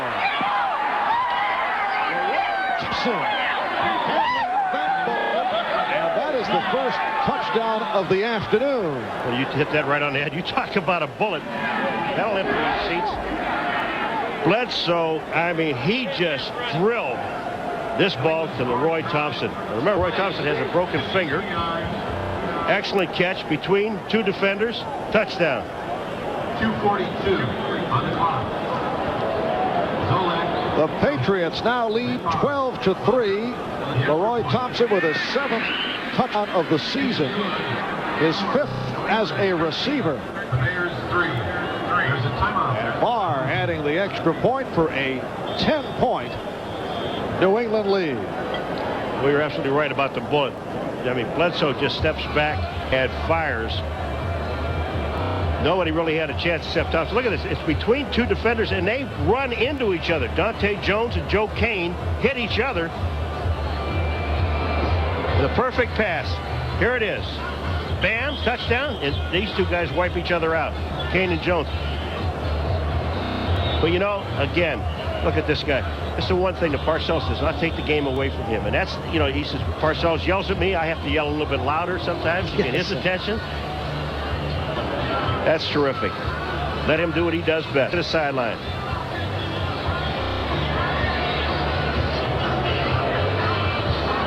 The New England Patriots take a 13-3 lead with 2:32 remaining in the fourth quarter. Paul, one other ramification, the Patriots hold on and win. It affects the Los Angeles Raiders. It means it forces the Raiders to have to win today to make the playoffs. They'll be in a situation where they must win, maybe, against Kansas City. That's the easiest way. Check out your morning newspaper. With the return across the 30-yard line. Sam Gash involved on the tackle. Tackled by Gash. As far as these two clubs are concerned, although the Chicago Bears certainly would like the W here, but still, they made their way into the playoffs, and if the Patriots hold on and win, they make the playoffs and could even win the division, which is an incredible turnaround by Bill Parcells and his club from a year ago. Walsh completed to the tight end, Ryan Whitnight. This place is so quiet. And, you know, I agree with you. I think that most of these people don't realize that the Bears are in. I mean, the place is emptying out, but their team is in the playoffs. And Walsh in a hurry-up completes again. This time it's Waddle has a first down at midfield. 2 minutes remaining in this fourth quarter, so we will take a break. And Bill Parcells. I would say we have the two top candidates for that honor. Yes, Parcells in the AFC and lockstep in the NFC. Second down and 1, and Walsh trying to step up, couldn't locate anyone, and is taken down by Willie McGinnis, the rookie from Southern Cal. A fumble on the play, recovered by the Patriots. Arrows, number 97, gets the recovery. Willie McGinnis makes the hit. Well, this one I blame on Steve Walsh anyway, because he's staying there too long. He's got to get rid of it. There was a face mask in there on McGinnis anyway by number 71, James Williams, but he got it with it.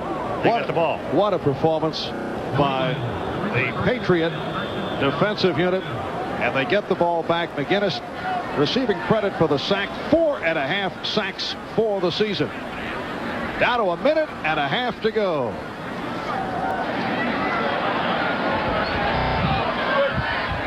And the Patriots just looking to run it out. Well, the employee owners of Avis would like to salute the game's MVP, and we are awarding it the entire Patriot defensive unit plus the shovel. And a mention for the hose. Yes. It's along with the shovel. 7 straight wins with Al Groh, the defensive coordinator, bringing the shovel along the last 7 weeks. And the whole unit has taken honors of today's We Try Harder award. Avis, the official rental company of the National Football League.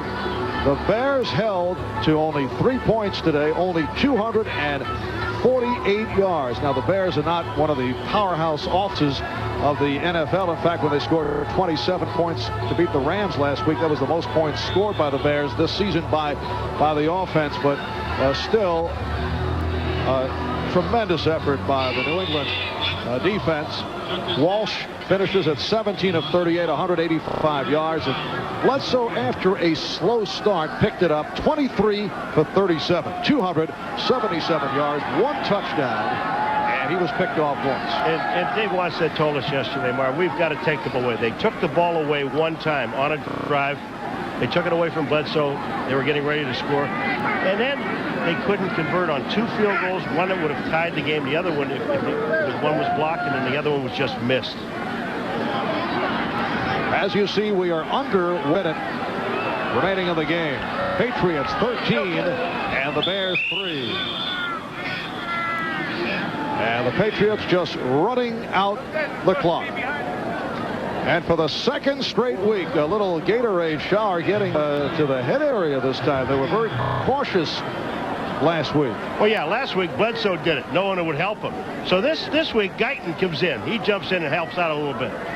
Yes, Myron part of it as a member of the Giants. That's where this began for Bill Parcells. And of most significance, Al Groh apparently retrieving the shovel. Most valuable shovel. Our Avis most valuable shovel. First time a shovel has ever won a car. We're not giving away cars here. Well, it could. So time runs out, but both the Patriots and the Bears are headed to the playoffs. The Bears do it by virtue of the Giant victory over Dallas, and the Patriots do it with their 7th straight win. They finish at 10-6. The Bears go to 9-7, and now the Patriots can still make it in terms of the division.